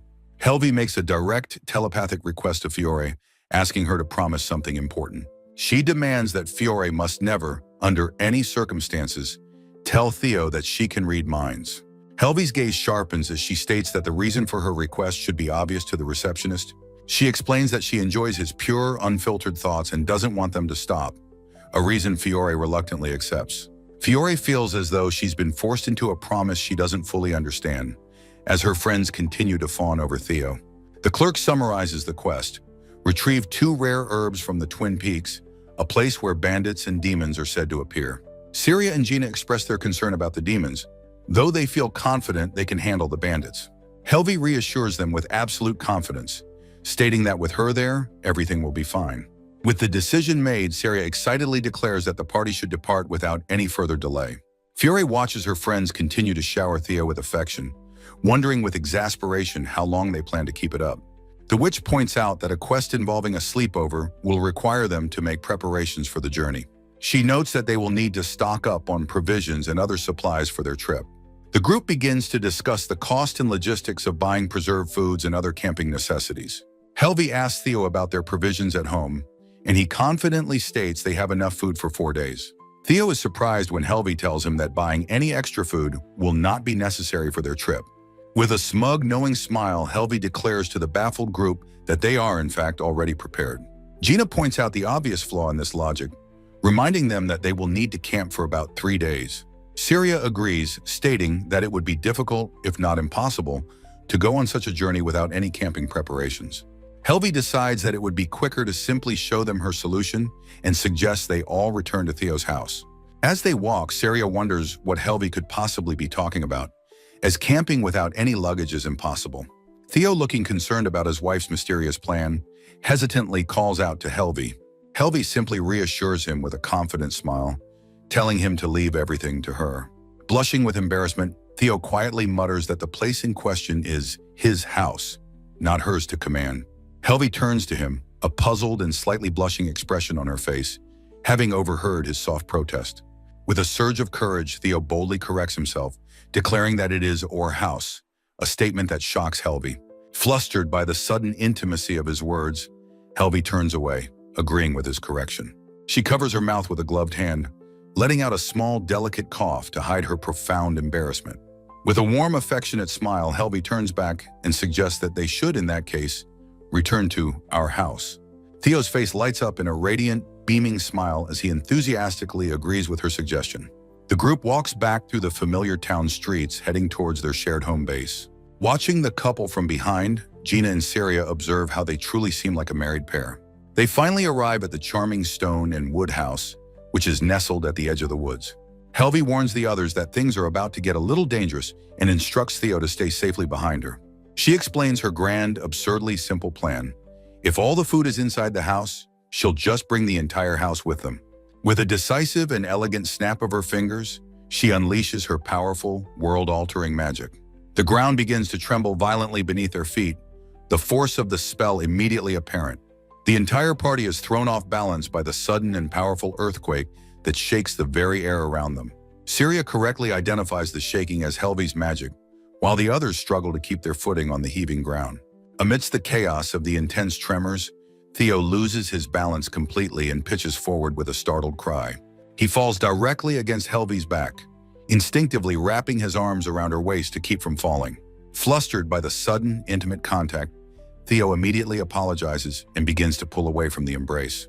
Helvi quickly tells him not to let go, explaining that the shaking hasn't stopped yet and he should hold on. Theo is completely overwhelmed by the sensation of Helvi's body pressed against his, an experience he feels firsthand. A silent "ah" signifies the intense, shared sensation of pleasure and connection that passes between them. Helvi savors the feeling of Theo's warm hands embracing her from behind, thinking to herself how amazing it feels. In a secret, fervent wish, she hopes that he could go on and embrace her forever. Their companions Gina and Syria complain that the shaking seems to be getting even worse as they are tossed about. Both of the powerful adventurers admit that they are reaching their physical limits from the violent, unending tremors.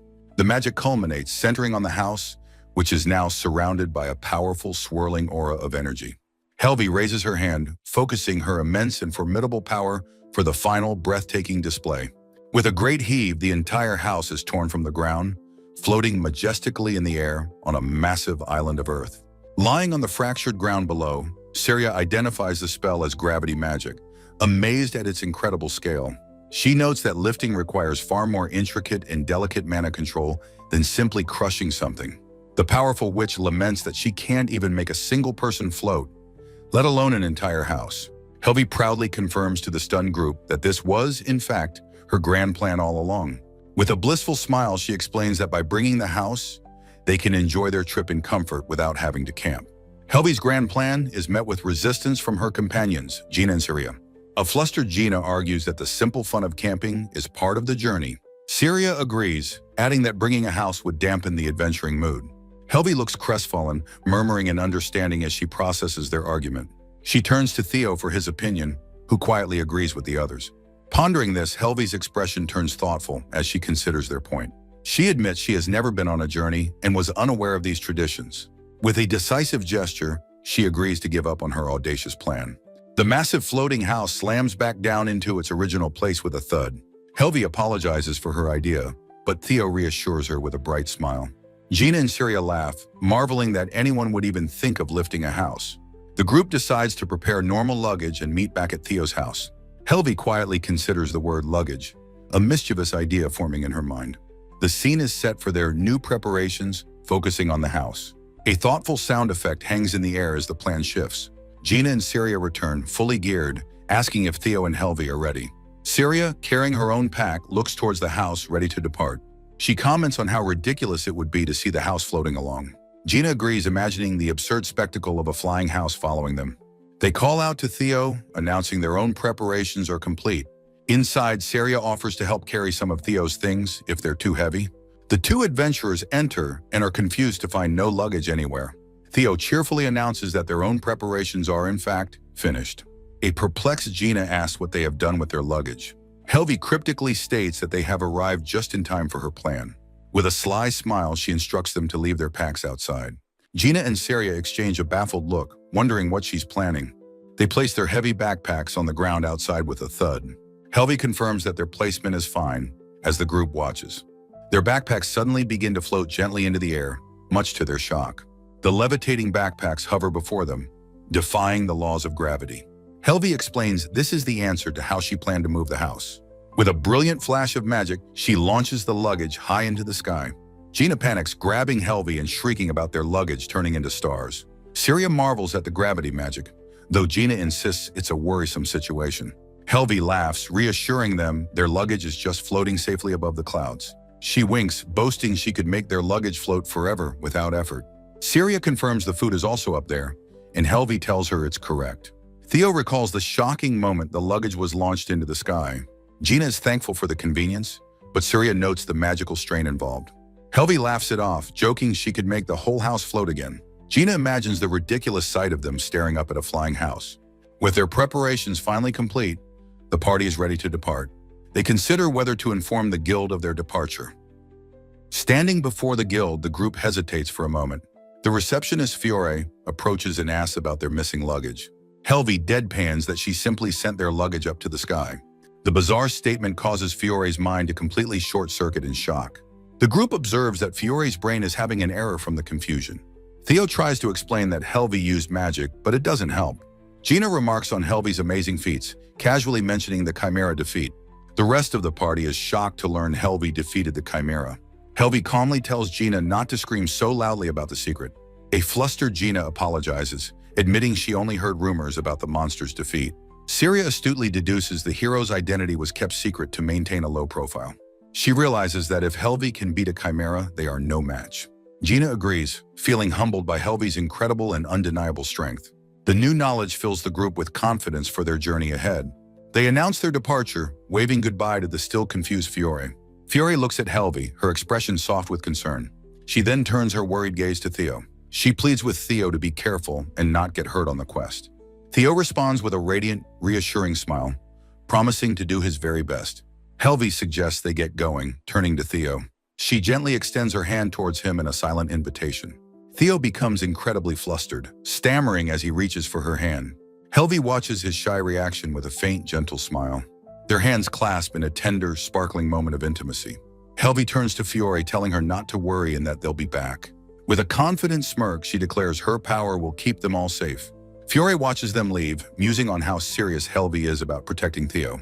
A sudden realization hits Gina, who panics about forgetting to get horses. A flashback shows Gina urging Theo to take it down. Helvi's voice expresses concern for Theo's ability to handle something. Theo looks on with determination, his eyes focused. He expresses his belief that he will be all right, his face resolute. The scene snaps back to Gina's panicked realization about the horses. Helvi asks if they can't just walk, but Theo explains the distance. Syria notes they no longer need a coach but will need horses. Helvi suggests flying, an idea the others quickly shut down. Gina proposes they visit a horse dealer to find mounts for their trip. At the stables, an employee announces she has exactly 4 horses available. The group is relieved, but the employee explains there's a situation. She reveals that one of the horses is violent and has never been ridden. She suggests 2 people ride together, a thought Helvi finds intriguing. Helvi realizes this could be a good thing, a way to stay close to Theo. She imagines being forced to ride separately, unable to flirt with him. A sly, brilliant idea forms in her mind, a small smile on her lips. She declares they'll ride together to flirt and eagerly requests all 4 horses. The employee pleads with Gina not to try any crude training methods.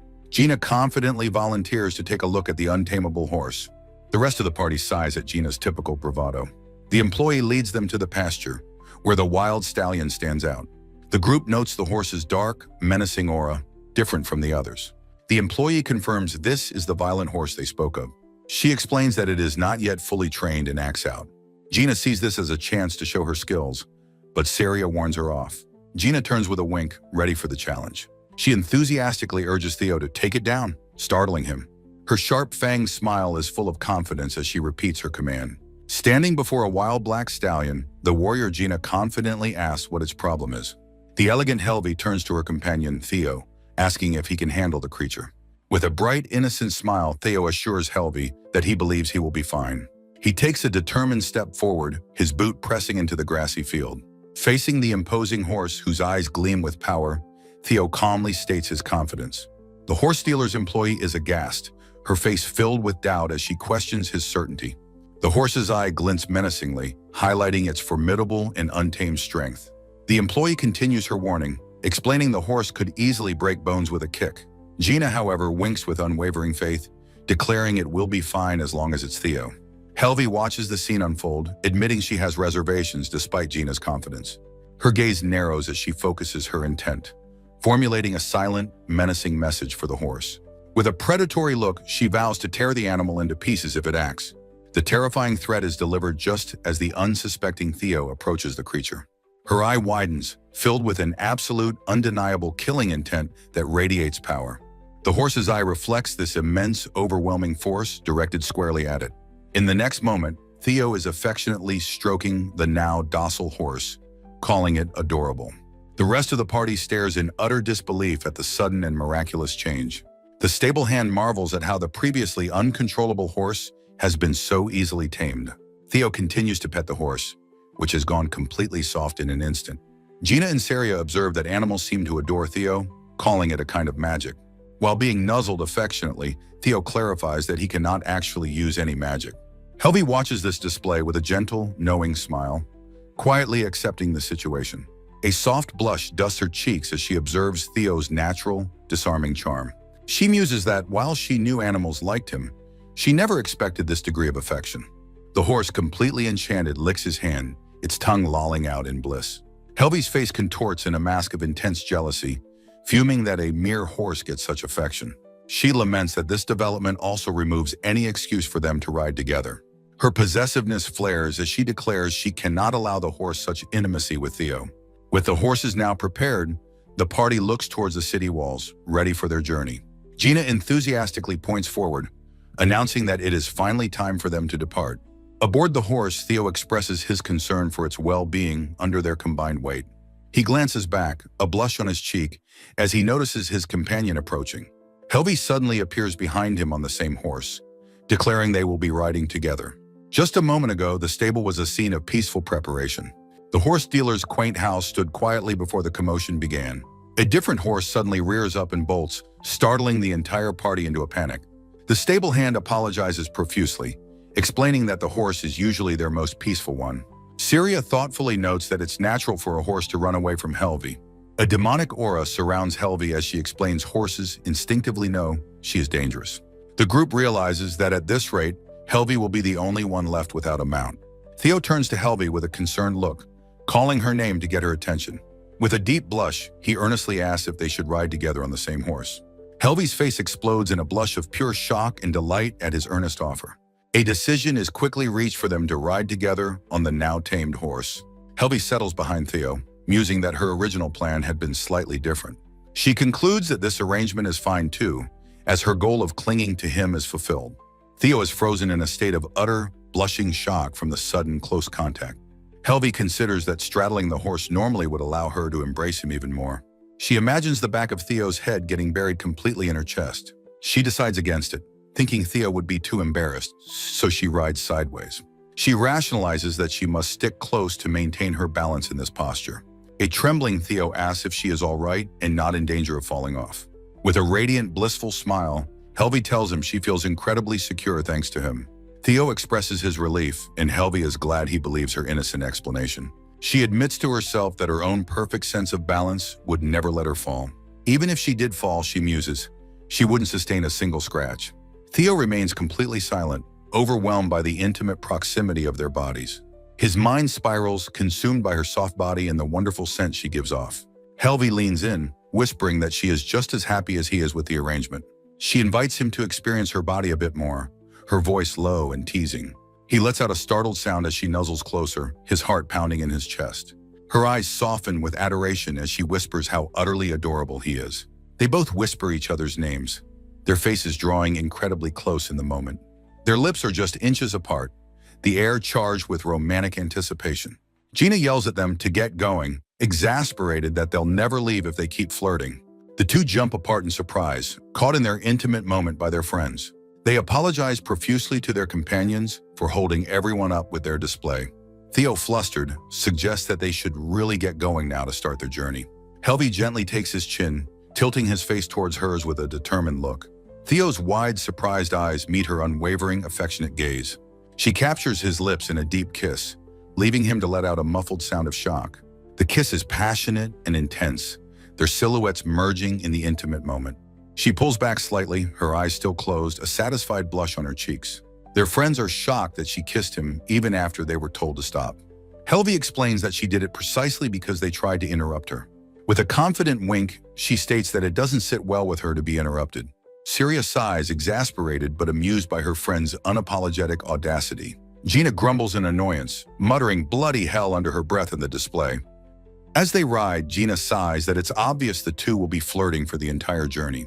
She playfully caresses a blushing Theo, lamenting that she could have been doing that instead. Syria observes them, thinking that Gina seems to have gotten the wrong idea about the situation. Helvi confesses to Theo that she can use magic to make her body lighter. She smiles slyly, thinking to herself that she doesn't need to go out of her way to say that. She cheerfully tells Theo that she's counting on him to handle the horse from now on. Gina admits she wanted to ride with him, but Helvi declares there's no problem. With a decisive gesture, Helvi raises her finger, asking if they shall finally go. She then joyfully proclaims that they are on her and Theo's honeymoon, horrifying her companions.